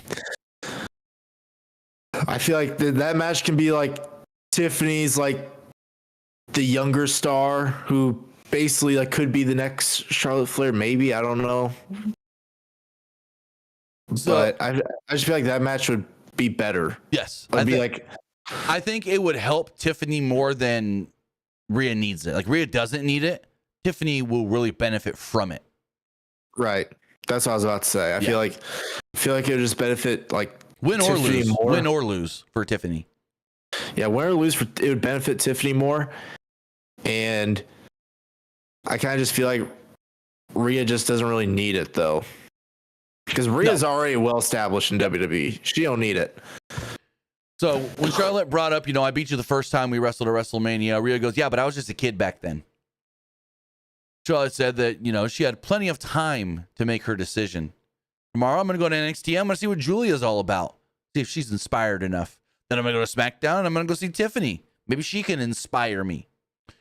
Charlotte said, Ripley, you just jumped the gun by coming out here, which shows me that, well, you're still just a kid. Rhea gets all pissed off and goes, that line right there? That shows me that you don't respect me. I respect you. And maybe you should pick me so I can take you to WrestleMania and beat the respect into you. Charlotte then just misses her and basically leaves. So yeah, they're teasing we could get Charlotte and Rhea. And I think they want you to think that it's possible. And then she goes, oh, I'm facing Tiffany. So we'll see how it all does go. But I wouldn't mind a third one. But I think you got to wait. Because it's like we did what? 36, 39, 42? Would make the even gaps between. Because the first one was 6, 7, 8, 9. So there's 3. And then 1, 2. Yeah, so 42. They can do it again. And then it'd be like 3 or 3 or 3. What do you think? You think Tiffany? Yeah, it's got to be Tiffany. Wait, she also said I might be going to NXT just to see Julia. She did, but I don't think she's picking the NXT Women's Champion again. She did that once before. I don't think she's doing it again. Okay. So go for it. So here's my thing. I always saw Julia in the Rumble, and I thought it was kind of cool. But don't you think Julia going into the Rumble as the NXT Women's Champion, when we see in the past Charlotte picking Rhea to face Rhea at Mania for the NXT Women's Championship, makes it feel like what's the word I'm looking for? Like like the NXT Women's Championship means nothing when you have the Women's Champion going into the Rumble when they've when they basically like proved in the past that you can also pick the NXT Championship. So here's the thing. Yes and no. I agree with what you're saying. Does it make the NXT Championship not seem as important when the NXT Champion is in the Rumble trying to get to Mania? There's your thing right there. Roxanne's done this before as the NXT Women's Champion as well. In NXT, you are not, even as the champion, guaranteed a spot at WrestleMania. How do you get to WrestleMania? You win the Rumble. Because if you are the WWE Women's Champion or the World Heavyweight Women's World Champion, you know that either the winner of the Rumble or the winner of the Chamber is going to face you at WrestleMania. As the NXT Women's Champion, all you know is, I'll probably defend my title, stand and deliver, but I want to be on Mania. So what do I need to do? We need to win the Rumble. Because as an NXT wrestler, I'm not guaranteed to defend my title at WrestleMania. So you got to think about it like that. I think that is her only way to guarantee a spot at WrestleMania. She's not guaranteed it just by being the champion like Rhea is and like Tiffy is with the Chamber and the Rumble winners. That's how you got to look at it. I mean, I guess there's also that one year where Charlotte was the SmackDown Women's Championship and she was in the Rumble. That was when Ronda won. Yeah, but Brock was also in the Rumble with the WWE title. No, he lost it. Then he went. Did he? Then no, he lost. I was at that Rumble. So what happened was Brock was facing Bobby Lashley. Roman screwed over Lesnar. Then later the night in the Rumble, Brock was number 30 and had to win the Rumble so he could face Roman at Mania. I always forget how that went down, even though it was only a couple of years ago. Yeah, that Rumble stunk. Elite Tish. Hold on. Elite Tish. How can somebody win the Chamber if they're not in the Chamber, buddy? How can somebody win the Chamber if they're not in the Chamber? Liv beat Io in a qualifying match tonight. Did you not watch the show? You not watch the show, bud? Because Io's not in the match. Anyways. Esports Gaming Rules, a couple more bit donations. He says, AJ Styles now on the WWE Raw. Will Triple H book AJ versus Finn Balor? Better than Vince for the battle of the Bullet Club leaders. I can see that happening. Ooh. Give me that at WrestleMania. Finn and give me Finn and AJ at Mania. Too bad Anderson is out injured right now. I mean, you can bring Gallows, but it's not going to be the same impact of like, who do Gallows and Anderson go with? Do they go with old buddy Finn or newer Uncle Alan? Do they go with Bullet Club Finn? Anderson wasn't out injured because apparently he's going to be out till after Mania. If he wasn't out injured, that would be a great storyline where it's like they show up on a Raw and they're like, AJ, hey, what's up? And they're like hanging out with him. And then all of a sudden Finn comes up and goes, hey, guys. And then like there's a whole thing there. So I don't know. I can see it. It'd be a great WrestleMania match regardless. It would be, but I kind of feel like it's probably gonna be AJ versus Logan Paul at Mania. For what reason? I don't know. I kind of just feel like Logan Paul's gonna have a match at Mania. Well, of course. And I kind of feel like they moved AJ to Raw for a reason. Maybe AJ's on Raw, then like Logan Paul interrupts him. Be like, get out of here, old man. Let the young people take it over. Correct. You were wrong, Luke. John Ely in the YouTube chat. Brock also entered the Rumble as the champion before the pandemic in 2020. That's when I was thinking, when Drew eliminated him and then Drew won to get the title shot. Brock was the champ in that Rumble. That's the one I was thinking of. 2020. Oh, yeah. Yeah, that's right. Where Brock eliminated like 15 people or something. Yeah, he eliminated like the first 15 people. I think it was 13, but still. Yeah. It was like 13. Then he was having trouble eliminating Ricochet. And then Drew McIntyre enters. Kicks him in the face. No, Claymore him out. He gave him the Claymore to get him over the top. I think he kicked him in the balls first, then Claymore him out. Yeah. But I knew I was thinking right, because I remember Heyman was like, we got no one to challenge Brock. Brock's got no challenger, so how about he fights 30 men? And then he could pick who he fights at WrestleMania. That was the whole thing. And then he'll be like entry number 1. Yeah. And Elite Esports Gaming Rules says it would be 36, 39, 41. Would it? It'll be 39, 37, 38. See, 36, 37, 38, 39. 39, 40, 41, 42. Oh, yeah, I've counted wrong. So, yeah. No? It would still be 42, wouldn't it? If they fought at 39. So, if it's 36, 37, 38, 39, 38, or 40, 41, 42. It'd still be 42. No, it wouldn't be for 41. It'd still be 42. Or am I thinking wrong? Also, since I already said, well, to be fair, Logan did eliminate AJ from the Rumble. Oh, did he? I didn't catch that. I know he eliminated Punk. Dude, I was pissed. I was pissed. So yeah, it would make sense for Logan Paul versus AJ at the Rumble. There you go. At a Mania. He'd be like, I eliminated you from the Rumbles. Let the new generation take it over, and you can just go retire. I can see it. I can see it. It would be a fun match. Haven't we seen? No, we haven't. I was gonna say, haven't we seen AJ Styles? We haven't. Yeah, no. Okay. Then it's a first time match. Sure. AJ Styles says he was humiliated after being eliminated by Logan Paul. Esports Gaming Rules with another bit donation said 42s in 2026. Right. But if you think about the gaps in between the Manias, you go 36, 37, 38, 39 would be the third year after their first match. So the third year after their second match, 40, 41, 42 is when they should have Rhea Charlotte at Mania again. 42. 3 years after the last one, because their second match was 3 years after the first one. That's why. Anyways, Jackie Redmond interviews Sami Zayn in the back. Talks about facing CM Punk later in a qualifying match. This is the first time ever they faced off one-on-one. Zayn said that it was tough losing the Rumble because he thought this year was his year. He didn't have time to think about that because, well, he's going to get another shot in the Rumble. And Punk was all he had on his mind. Jackie asked about Kevin Owens, but Zayn ended the interview and goes, hold on, I got to go over here. You see who's right there? I got to go talk to this man. He walks over and he goes up to Jey, and Jay's just like, Sammy, hey, you know I didn't mean to kick you in the head, right? Eliminate you from the Rumble? And Sammy kind of gives him a look, and he's like, dude, it doesn't matter. I'm so happy for you. I'm so proud of you. I couldn't be happier.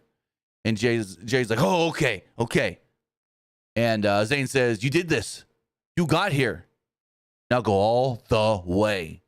Jey goes, hey, you too. Good luck against Punk tonight. So, Karrion Kross then all of a sudden approaches. Yeah, I was a little upset that Karrion Kross wasn't in the Rumble. Maybe who are they going to take out instead of... Who are they going to put? Otis instead? Or take him out for Otis? That's the only name that I can see that didn't do anything. Other than, Otis had to catch... Otis had to catch ISO speed when Braun threw him over the top rope. I mean, ISO speed, maybe. No. That ISO speed spot got WWE more eyeballs than they probably ever had. There's those clips and engagement from the ISO speed stuff. Some of the biggest engagement they've ever done. You see, like, Kai Sinet's reaction? He's like, he's in the Rumble? A little mad. A little mad. Oh, did you see ISO Speed's injury? Oh, his leg? Yeah, we talked about that on the review. And Logan Paul was like... skin right off his leg. And Logan Paul was looking at it. He's like, it's okay, man. Just walk it off. You'll be fine. Yeah. Esports Gaming Rule says the women's chamber match should have a LCQ before the 2025 Chamber PLE in Toronto. So you're going to make somebody work twice? You want to work it twice on chamber night. Nope, that ain't happening. They could do an LCQ probably. Let's see. They could do an LCQ, I guess. Because they've done that in the past. But they're going to do it the same night. You are not working a chamber match and then working another match before that. Because you worked that other match before that and you blow yourself up and then you go in the chamber all tired and whatnot. No. No. So, Karrion Kross approaches Sami Zayn, and he basically just is like, you see everything happening, and this with that, and there's a problem, and I'm Karrion Kross, and I'm gonna be spooky, but I'm not really spooky. I don't know. I don't even fucking know. I feel like Karrion Kross's gimmick now, he's like psycho but cool and calm. He's supposed to be like a cult leader. Like, but one of those like, how do I say it? Like religious ones where he's like, I'm not doing anything wrong. I just want to show you the light, my child, kind of guy. Like Shawn Spears in NXT. A little bit. Karrion Kross is so much cooler in NXT. He was like spooky, beating people up. Now he's on the main roster. And he acts like he's the Shawn Spears of the main roster. He says LCQ Raw before Chamber. Okay, you didn't put that in your thing. All you said was women's Chamber match should have an LCQ before the 2025 Chamber PLE in Toronto. The way it read to me was you were trying to say same day. But okay, I get you now. New Day got new music. You hear this voice to go, "It's your boys, the New Day," and then they got some new music, new graphics and everything. Graphics look cool. Music's all right. I have to listen to it again. I kind of half listened to it, but yeah. I mean, I saw like some like fan-made ones on YouTube. There was one that actually wasn't that bad. There's a lot of fan-made wrestling themes, but this one's not. From what I heard, and I was like half paying attention, didn't sound bad. Yeah. So they come out to cut a promo. Xavier Woods said the fans were booing the truth, which made them liars. Kingston said that they couldn't wait to get out of Cleveland, just like Myles Garrett. I'm like, oh, very topical line right there. Very topical line. Yeah, Myles Garrett requested a trade today. We'll see if it happens. So don't know. I think it will. Basically, he's telling people I need to go to a team that's actually going to win something. Well, he said he didn't want to be part of a rebuild, though. That's the thing. Yeah. So, Rhea Ripley bumped into Io Sky backstage. Said, I might see you at WrestleMania, huh? And then right before Rhea goes to leave, Liv Morgan attacks Io. Rhea then comes back to try and help her out, and Rhea gets attacked by Raquel. So then we get the New Day versus the LWO. Kofi and Woods versus Ray and Dragon Lee. And let's talk about, Dragon Lee's been gone for a couple of weeks. He just had a new baby boy. And McAfee goes, yeah, you had a daughter, Cole. And Cole goes, I apologize. So Logan Paul. So the match is going on for like 3 minutes. Not much is happening. It's nothing happening, whatever. And then Logan Paul's music hits. And Logan comes out. And Pat says something to the effect of like, hey, Logan's here because it's his hometown. But they ain't treating him like a hometown guy. Because, well, Logan goes and sits next to commentary. And then he kind of like gets up and he looks around. And the crowd starts chanting, fuck you, Logan. And they bleeped it out on Netflix. Did you hear that? Yeah, I heard it. It went, you Logan. Logan. I'm like, why the fuck are they bleeping this out on Netflix? I thought that was an advantage of being on Netflix. Unless there's one feed and one feed only. And some countries that don't have the Netflix deal yet still have it on regular TV and can't have the curse words. I don't know. But they're bleeping. They're bleeping on Netflix. They didn't bleep when they fucked Solo. Fuck you, Solo. They didn't bleep that on the first Raw. So Paul's entrance distracts the good guys, the baby faces, the LWO. Kingston used Dragon Lee's mask to yank him off the top rope. Ray was then willing to wrestle for Ray, who they say has been around for 36 years, just completely disregards he's got a partner here and is paying attention to Logan Paul. So Woods then shoves him off the steps and into the barricade. Ray then made the hot tag after a commercial break, but Woods saved Kingston from a 619. Ray hit Kingston with a seated senton splash. Paul then got in Ray's face, so Ray shoved Paul right down on his booty. He also then posted Kingston while Dragon Lee gave Woods a Hurricane Rana off the apron. Kingston then distracted the referee. Paul yanked Ray off the top and onto the black mats. Kingston then follows up the Trouble in Paradise and pinned Ray to pick up the victory. The New Day back in action and picking up the win. So they finally beat Ray. Any thoughts? When are we getting this? So this is all just to lead to Ray and Logan next week in a qualifying match for the Chamber. Who do you think wins that? Probably Logan. I can see it. Yeah.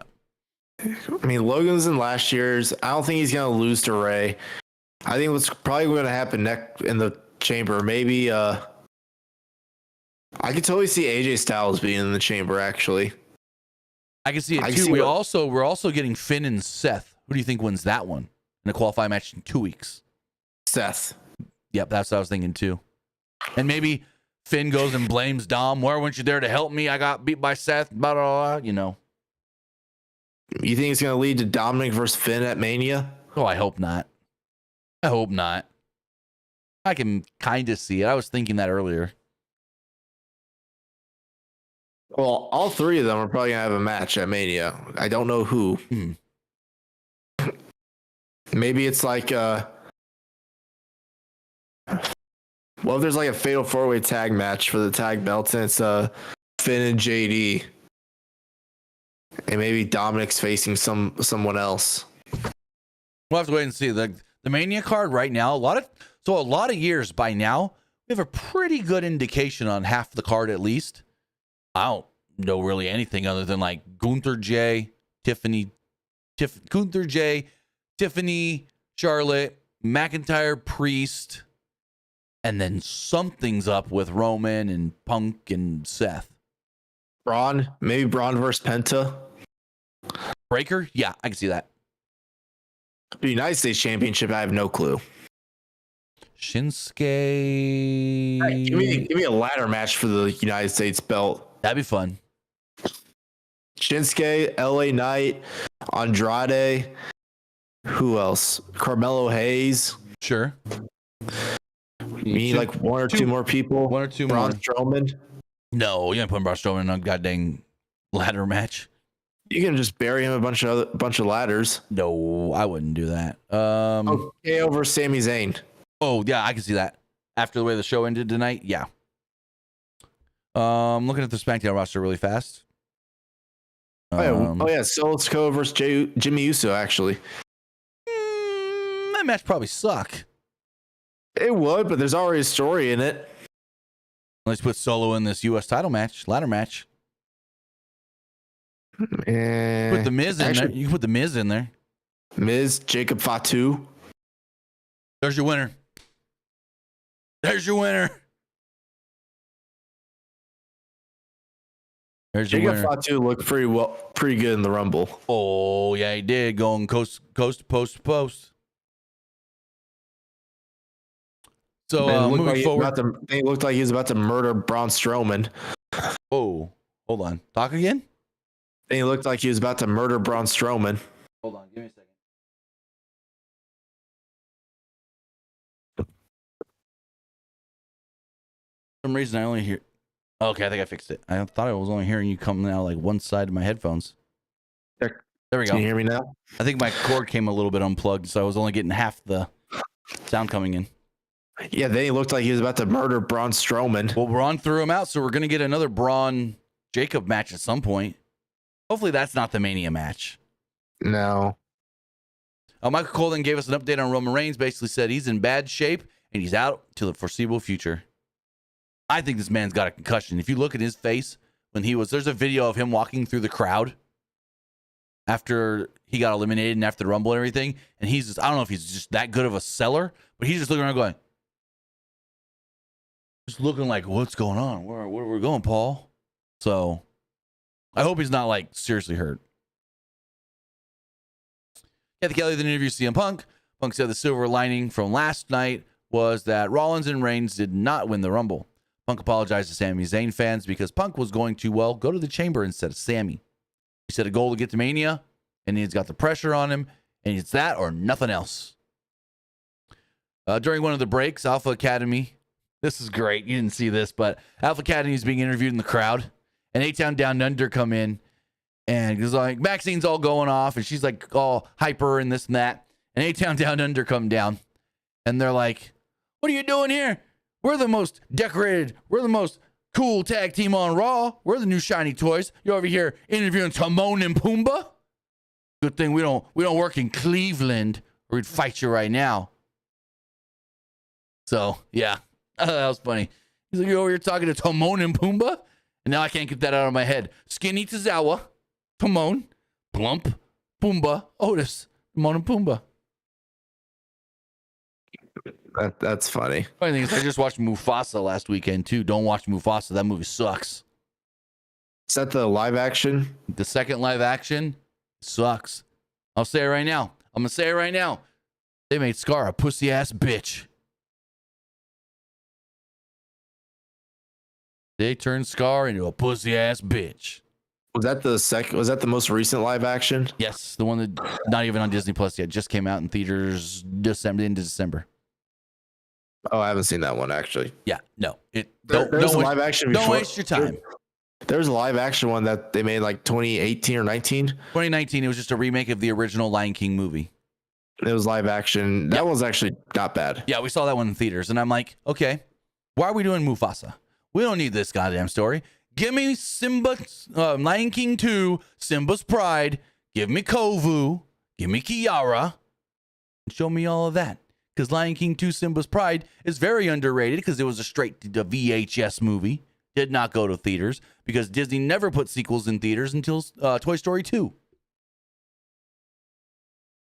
But I liked the first live action, the 2019 Lion King. I really liked that one. A lot of people didn't like it. I liked it. But yeah, don't go watch Mufasa. It's not good. It's not worth your time. There's like one good song in it that everyone's using on TikTok and in Instagram and stuff right now. And other than that, it's a nothing happening movie. They try to tell you a Scar got a scar and went evil, and basically Mufasa is a fucking piece of shit. Took his spot in the tribe, and Scar's a pussy.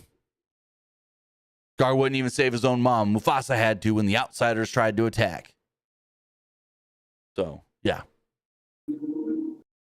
Anyways, McAfee put over the city of Cleveland. Cole reminded him that the Cavaliers are good this year. They then talked about the I Show Speed stuff, said that over all of social media, in 24 hours, it got 300 million views. Johnny Elite says, is Mufasa a prequel or a sequel? Technically, kind of both. So, we'll just do a 60-second recap. Basically, what happens is Simba's daughter, Kiara, is going off to do something, and Mufasa basically goes, Timon, Pumbaa, watch her. Babysitter.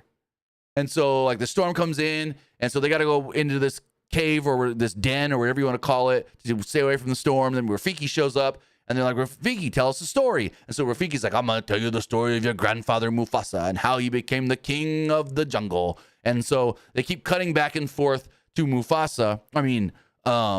Rafiki telling Kiara, Timon, and Pumbaa the story of Mufasa and how their pride all came together with a bunch of rejects, basically. So Mufasa is separated from his real family, and then Scar, who was named Tala at the time, saves him from getting eaten by a crocodile. And then he basically, Scar's dad says, fuck you, I don't like you, you're not my kid. And yeah, all kinds of things. And then Scar's mom is like, no, keep him here, we can use him. And then eventually the outsiders kill all of Scar's family. And then Scar's dad says, run and make a new tribe and don't stop running and get away. And so then they find all these different people, and then they find this chick that ends up being Mufasa's wife that is Simba's mom, but Scar has a thing for her, and he's like, you think she likes me? And Mufasa's like, go for it. But then Mufasa steals her from him anyways because she actually likes Mufasa, and there's a whole thing there. They're not even really brothers, but he keeps saying my brother, and you're my brother, but they're not really brothers. And then eventually they find Rafiki and Zazu and all that stuff, and then, yeah, they got to fight the outsiders. It's a whole thing. Also, we got a couple Twitch super chats as well.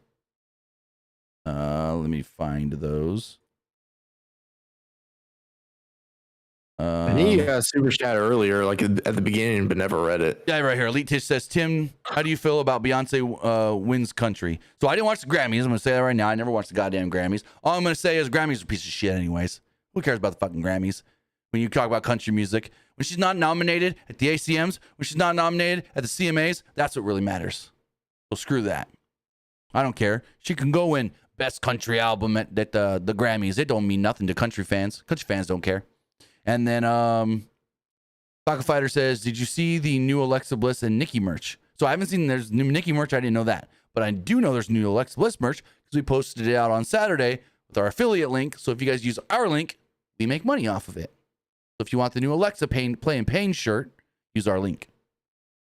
2 things. Go. 1, on Saturday, I know you made that tweet. I was trying to like log into WWE Shop because my mom was like, yeah, so I didn't see that Cody Rhodes jacket that you wanted, but try to order it first. Mm-hmm. And I tried logging in and the like web in WWE Shop crashed, and I saw your tweet. They put the Alexa shirt on sale, and fucking shop crashed. Yeah, because so many people were trying to like log into it. That many people were trying to buy the Alexa shirt. That's why they said. That's why the word today was Alexa merchandise did very well this weekend. No, so I will say this. At first, I thought it was just like the signal in the stadium. Because like I don't, but I was like, okay, I saw your tweet. And I was like, I couldn't get on shop for like 20 minutes. Yeah, I saw your tweet, and I was like, okay, so I'm glad like this isn't a signal issue. Nope. And God, okay. Second thing, I don't know about you, but like I have a really bad habit of constantly going on shop and just looking at stuff and never like purchasing anything. Oh, I do that not with WWE Shop, but I do that with other things like NASCAR Shop, looking at hats and stuff. Like WWE Shop, I need that hat. I need that hat, and then I never buy it. No, I don't think I ever I've never like bought anything from WWE Shop ever. Have you? I have. So a couple years back, we did when my kids were little and really liked wrestling, we did their Easter baskets were wrestling themed. So we got them stuff from shop. Geez, I can't even remember the last time I got an Easter basket. Probably like high school. I don't think we do Easter baskets anymore. Actually, we made a whole YouTube video about it. How to make your kids a WWE themed Easter basket and what are some cool things you can put in it. There's a video on the channel somewhere. That was like 2018, I want to say. Remember the WWE cookbook? Oh, wait, hold on. Oh, boy. I think I started something here. Yep. Yeah, I got it. I think because I know you made a video of like making the Mick Foley like chips and guac. It was. Wow, I I opened right to it. Mick Foley guacamole. Holy Foley. I think there's like a hamburger steak recipe in there. Can't remember for who. I know Chris Danger made did one, and I think he made like a hamburger steak. Was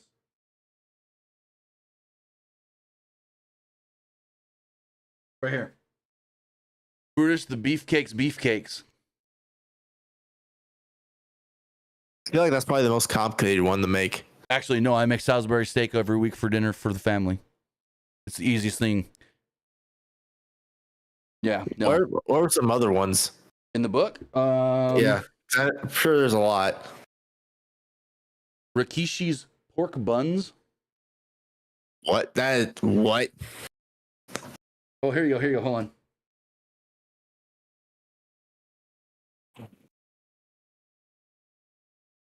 John Cena's Fruity Pebble treats.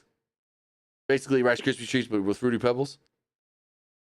Do you think they actually brought in some chefs to actually make these recipes and they published them? No. Undertaker's Chocolate Graveyard. Okay, that's actually creative. Good for the kids. You want some beverages and cocktails?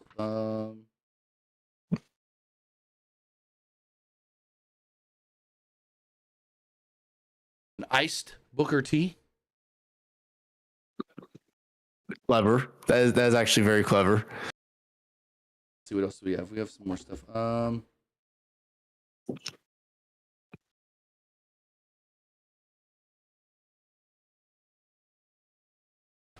Salsa Banks.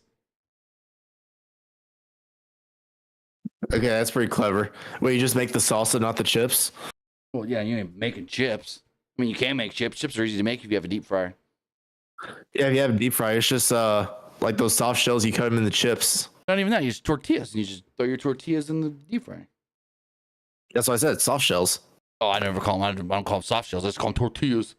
I call them soft shells. Gotcha. Like tortillas, soft shells, same thing. Nacho Man Randy Savage. Got some nachos. The Nacho Man. They should did like a Macho Man Randy salad. And then we also had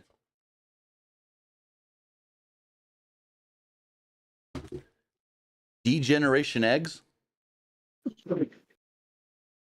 Eggs are so easy to make. Well, these are like eggs with, I think it's rice and stuff. It's more than just eggs. That's still easy to make. Ground beef.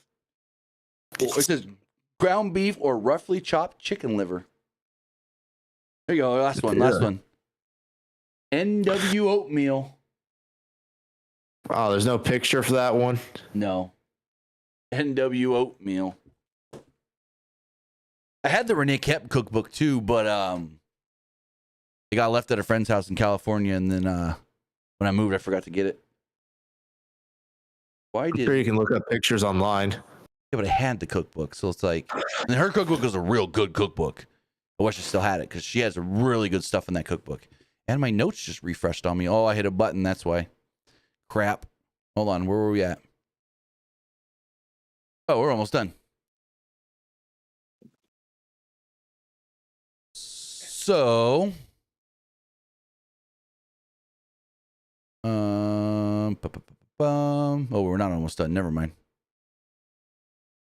So then we have Elimination Chamber qualifying match. Liv Morgan and Io Sky. They're starting to give us the ratings for WWE 2K25 as well, peppered here on to Monday Night Raw. And so we learned that, actually, I'll pull them up on the screen. It was like, I made graphics for it. We can just show you who's a what. So we have learned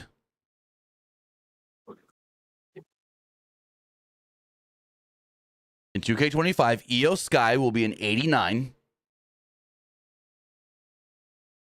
Liv Morgan is a 91. Logan Paul is a 90. And Rey Mysterio is an 86. So those are the first ratings we have gotten for WWE 2K25. Rey Mysterio, Logan Paul, Liv Morgan, and Io Sky. Also today, 2K Games or WWE Games did put out a video of The Rock's final boss entrance, the WrestleMania version, but not on another. It was like a Raw, but they still had like the big Rock Promable Fire, which is weird. Elite, if you are subscribed as a channel member at the $1 tier or at Patreon as the $1 tier, you will be getting a graphics tutorial either tomorrow or Wednesday on my Royal Rumble graphics. I filmed it all today. I just got to edit it and put it out. So again, if you are subscribed on Patreon or as a YouTube channel member, you will get the tutorial on how I made my Royal Rumble graphics. And if you are at the $5 tier or higher, you get all the files for it as well.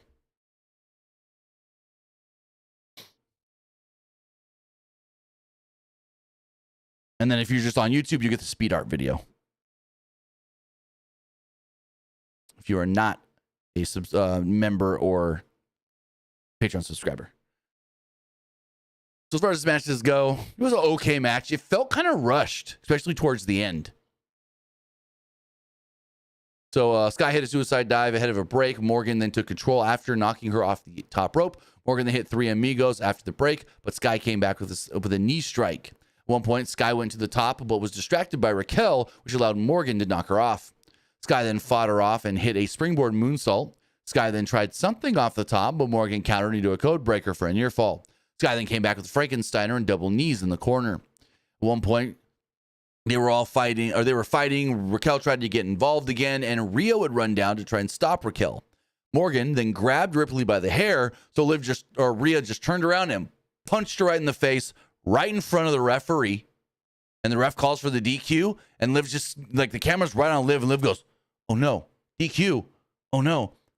And then he goes, "And your winner advancing to the Elimination Chamber, Liv Morgan." And Liv's just like, "Oh, hell yeah." And so Liv technically wins. Ripley screwed Io. I thought this was shitty. What'd you think? Yeah, this was this is kind of bad. Yeah. Also, forgot to mention before this, they announced Lyra Valkyria versus Bayley in a qualifying match next week. But I didn't like this. The match was okay, and the finish sucked. Kathy Kelly interviewed the War Raiders. They said JD McDonough earned their respect last week. Chad Gable and American Made came up, and they kind of just like talked crap on them. And then Gable said, "Well, guys, I have to leave for a bit. I'm going to go on a quest of my own to conquer the dark arts of Lucha Libre." He says, "When I get back, Ivy, I want you to have the Intercontinental Championship, Creeds, the tag team titles. And then I will come back and win gold as well." So, yeah. I think he's going to be gone for a while, and then we're going to start getting, like, videos, maybe, just maybe, him and Aleister Black when Aleister Black's ready to come back in late February, early March. That is when his contract with AEW is up. So, I don't know who Gable's going to go see, but he's going to go see somebody to teach him the dark arts of Lucha Libre. Some people say Vampiro because he had an actual gimmick that was the dark arts Lucha Libre. I think it's Aleister Black, Malachi Black, because his gym is literally Dark Arts Gym. Like, that's the name of his gym. So is this like storyline because Chad Gable might be taking some time off? Oh, he says he's going to be gone for a few weeks to go learn the dark arts. He's on a quest to conquer the dark arts of Lucha Libre, and he's to go learn from some guy that Dom told him to go talk to. So, yeah. I honestly think this is going to be their way of bringing in Aleister Black when he's done with AEW, when the contract's up. So basically like late February, early March. Yes. That's when his contract with AEW is up. We got a video package for AJ Styles. Adam Pearce then announced the window is closing for the transfer window, but we got one last one, and it's AJ Styles coming to Raw. He'll be here next week. Braun Breaker then shows up and advises Pearce, "You better keep AJ away from me." And then Braun's like, "But you're neglecting me, aren't you? You got all these new shiny toys. But you have nothing for the IC champion." He's like, "Excuse me? No, I respect you in the IC title." Braun's like, "Who am I facing next? Let's go talk. Maybe in private." And so they leave to go talk about what's next for Braun Breaker and the Intercontinental title. Then Seth Rollins comes out wearing just a ridiculous outfit, cowboy hat. "Bro, you're not in Nashville." He said it stung that he didn't win the Rumble, but he was happy and proud for Jey Uso. He loves seeing good people get what they deserve. He also loved the Punk lost. Ha ha ha. He loves seeing a scumbag and a piece of trash get dumped by an idiot like Logan Paul. Rollins said that Roman Reigns also lost and may not even make it to WrestleMania. He said Roman's hurt, but Roman and Paul Heyman won't admit it. They won't tell you that anything's wrong. WWE won't tell you the truth, but Rollins knew that he hurt Roman. So I'm like, are we leading to a Seth Roman match or WrestleMania? I keep seeing people like photoshopping like a triple threat: Roman, Rollins, and Punk. What's the favor? I mean, okay. Listen. So remember back during War Game season, like Rollins said, "I refuse to team with Punk." Yeah. No, it was Rollins saying, "I refuse to team with." Yeah. So maybe there's kind of storylines like I refuse to do anything with you, and like you're the reason why I got eliminated. So, could we, in theory, see maybe Seth eliminate Punk from the chamber? Punk, and then Seth not win, of course, and that lead to something with, I don't know. I thought we were done with Punk and Seth. And they're still teasing it. So I don't know. But they're more teasing Roman and Seth now. So I think it should be Roman and Seth, honestly. My heart still says Punk versus Cody. no, it's Cena. It's John. Big match, John. I love John. You know, I got the shirt for a reason. But I just think for future storyline purposes, I really want Punk because I really think that'd be a great way to build Punk versus Roman for the championship at SummerSlam. No, one of my friends said they should do. John Cena wins Money in the Bank and then calls his shot and wins the title at SummerSlam. Says that's honestly not a bad idea. I like it. I got this Money in the Bank, and I'm gonna do the same thing I did last time. I'm not gonna sneak up on you. I'm not gonna just take you out when you're down. Whoever's the champion, I want him at SummerSlam.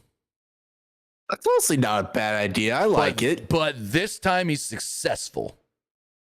Unlike last time when he failed. Honestly, I like it. That's not a bad idea.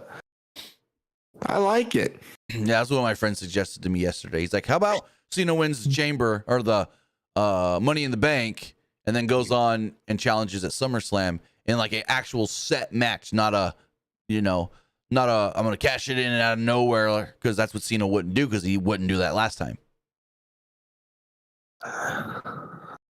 So this is going to be Cena's last Mania. Do you feel like deep down it would be okay if he lost, or do you think he needs to win his last Mania? So he's winning number 17 regardless this year, I think. And if he loses a Mania, how do they get no matter who his opponent is. Oh, so you're not talking about not title match? So no matter what match he's in. If it's not a title match, then he can lose, yes. If it's not a title match. That's what I think. If it's a title match, he should win. But if it's not a title match, he can lose and put somebody over. But I'm just saying, Cena's first title match, he shouldn't be losing it. First title match through the year. Honestly, I feel like at some point this year, he should try to win the Intercontinental Championship so that way he could be a Grand Slam champion. Okay, but he's never talked about that, though. His goal is, he said it after the Royal Rumble. He literally walked into the press conference and said, I'm going to do something different. I'm not taking questions. I want to see who can get the headline out first. I've always been thinking about everybody else, thinking about the company, thinking about the business. What's best for business is me in the main event at WrestleMania, winning number 17. My goal this year in this retirement tour, I'm getting number 17. I'm in the chamber, and I'm going to win the chamber to get to WrestleMania and win title number 17. So he doesn't care about the Intercontinental Championship. It is all about winning his 17th world title. Fair. He said it. He's like, this is going to be different than I've ever been. It's going to sound different than I've ever been. He's like, what's best for business? Me main eventing my last WrestleMania. So, Rollins said that his path to Mania now goes to the Chamber, and in a couple weeks, he faces Finn Balor for that opportunity. But right now, I need to talk to Sami Zayn. So Zayn comes out, and Rollins led the crowd in a chant for Sami. He's like, Sami, you got a match with CM Punk coming up. We need to talk about this. Rollins admitted that they haven't always seen eye to eye. That was in the past. The future could change at the Chamber or WrestleMania. But Zayn's immediate future, well, that's CM Punk. And everybody knows Rollins hates Punk. But Rollins knew how much Zayn hated Punk as well. Rollins said that Zayn put a brave face on at War Games. But tonight, they didn't need to be on the same page because they're facing each other. Rollins reminded Zayn that Punk said that he was not on his level. Punk is delusional if he thinks that. If he thinks that he's better than Sami, because Sami has main evented a WrestleMania and Punk is not. Zayn was also a good person, which Punk is not. Rollins then wanted Zayn to keep Punk out of the Chamber. People like Zayn belong in this match, not Punk. Quote, put his WrestleMania dreams in the dirt for good and come fight me in the Chamber. So Rollins goes to leave. Punk's music hits. They try to fight in the aisleway. Security and refs break it up. And then we get our main event match. Match goes about 15 minutes. Zayn hit a superplex ahead of the break, which was about, a minute and a half in. Maybe 2 minutes. Came off the top, but Punk caught him in midair with a drop kick. There were some dueling chants, which led to both men colliding with simultaneous crossbody attempts. After a break, Zayn then hit a tornado DDT. Zayn wasn't able to make the cover, though, because of the injury to his elbow, which Punk worked on earlier. Punk avoided a Blue Thunder Bomb attempt and hit a kick to the head, followed by a shoulder tackle and a running knee. Zayn then countered a Bulldog into a Blue Thunder Bomb for a 2. Zayn then avoided another tackle and went a shoulder first to the post. Punk then kicked out of a cradle and applied an Anaconda Vice. Say that 5 times fast. But Zayn got a rope break. Punk hit a knee strike and taunted Zayn. At one point, Zayn tried to catch him off guard with a Helluva Kick, but Punk saw it coming and dodged it. Punk then went for a GTS, but Sammy countered that one into a small package for a near fall. At one point, Sammy avoided another GTS attempt into an exploder in the corner. Zayn set up for a Helluva Kick, and Punk caught him with a GTS and pinned him 1, 2, 3. So at this point, Netflix is losing their shit because this show is glitch. And so we're like trying to pay attention, but we can't really pay attention. And like Punk looks up at the sign for WrestleMania, then he looks at Sammy and he gets out of the ring. Well, no. I'm wrong. He kind of goes to get out of the ring. And all of a sudden, Sammy is attacked from behind and pushed into Punk. Punk falls out of the ring. It's Kevin Owens has attacked Sammy from behind. Kevin and Sammy fight for a second. When Kevin gets the better of it, we're still glitching.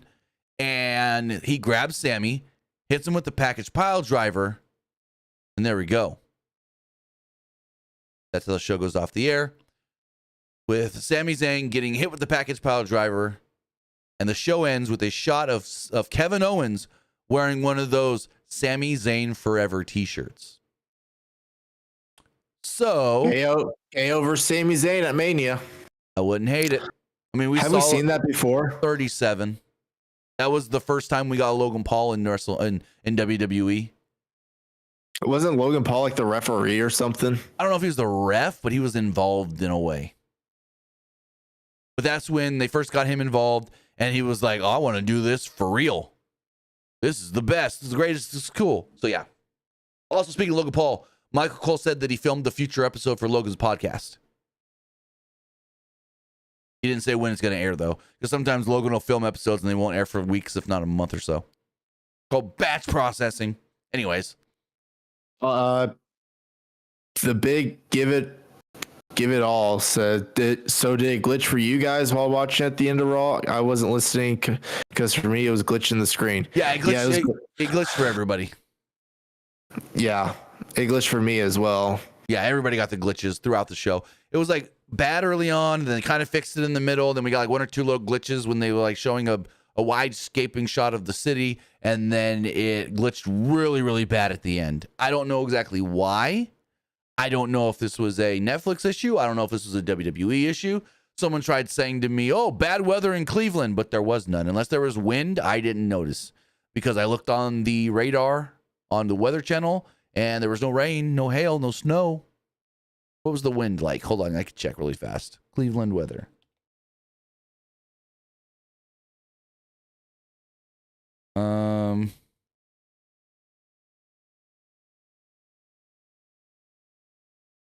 So the radar in Cleveland had nothing earlier and nothing right now. The radar is clean in Cleveland. And there's 15-mile-an-hour winds. I mean, that's kind of not that. That's, yeah, there's nothing but that. So the weather thing, I don't see that as a viable excuse. Because it's like we get football games where they're super windy and those games air perfectly fine. So, and that's with everything outdoors. But with that is everything that took place on Raw. You got any other thoughts on Raw as I look at these polls?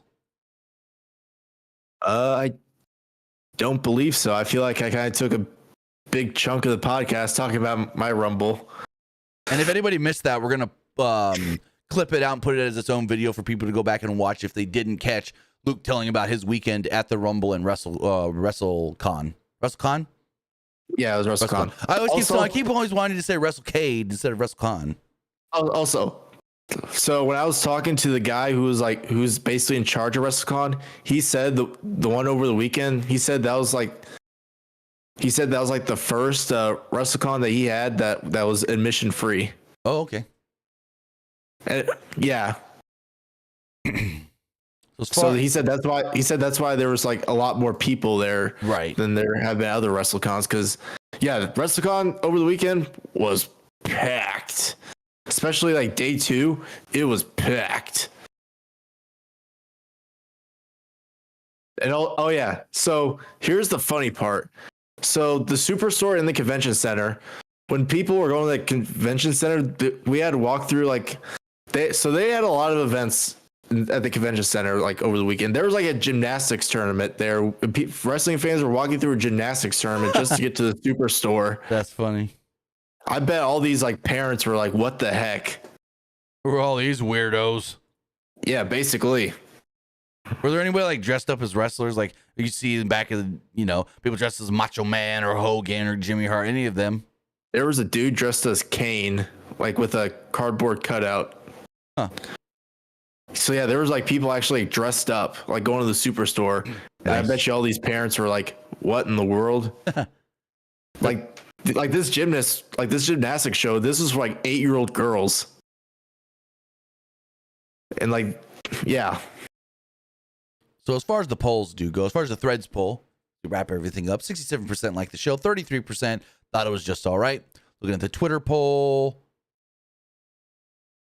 I didn't like it on the Twitter poll by accident. Oh well. 73% liked it, 26% thought it was just all right. I forgot to put I didn't like it. As far as the community poll, 80% liked it, 15% thought it was just all right, and 5% didn't like it. The live poll, 77% liked it, 19% thought it was just all right, and 4% didn't like it. Everybody that voted on Twitch did like the show. With that, guys, that is going to wrap everything up. I want to say thank you for joining us here. Twitch.tv/PW Unlimited, YouTube.com/Pro Wrestling Unlimited, and podcast services all around the globe like Stitcher, Spotify, Google Pod, Apple Pod, Anchor, iHeartRadio, and so much more. But Luke, tell them where they can find you. You can find me over at Twitter X at Petke_21. And you can also find me over at Twitch at Young Grasshopper Luke. I forgot to tell you, too, when we were doing the review for Royal Rumble, everyone was like, "Hey, isn't Luke there?" Hey, they had a bunch of people in the chat being like, "Hey, have you heard from Luke? Is Luke having a good..." Like, I had at least like 4 or 5 people. "Isn't Luke there? Is he having a good time?" So. I tried calling you that Friday. Yeah, I was downstairs. My phone was upstairs and whatnot. I was downstairs making dinner. I thought about calling you like after I got done eating dinner with my mom, but I figured you were probably watching SmackDown and taking notes. Oh, I would have been fine. But with that, guys, we'll be back here on Wednesday for AEW Dynamite. Have a good night. Have a great rest of your week. And we'll see you next time. Have a good one, guys.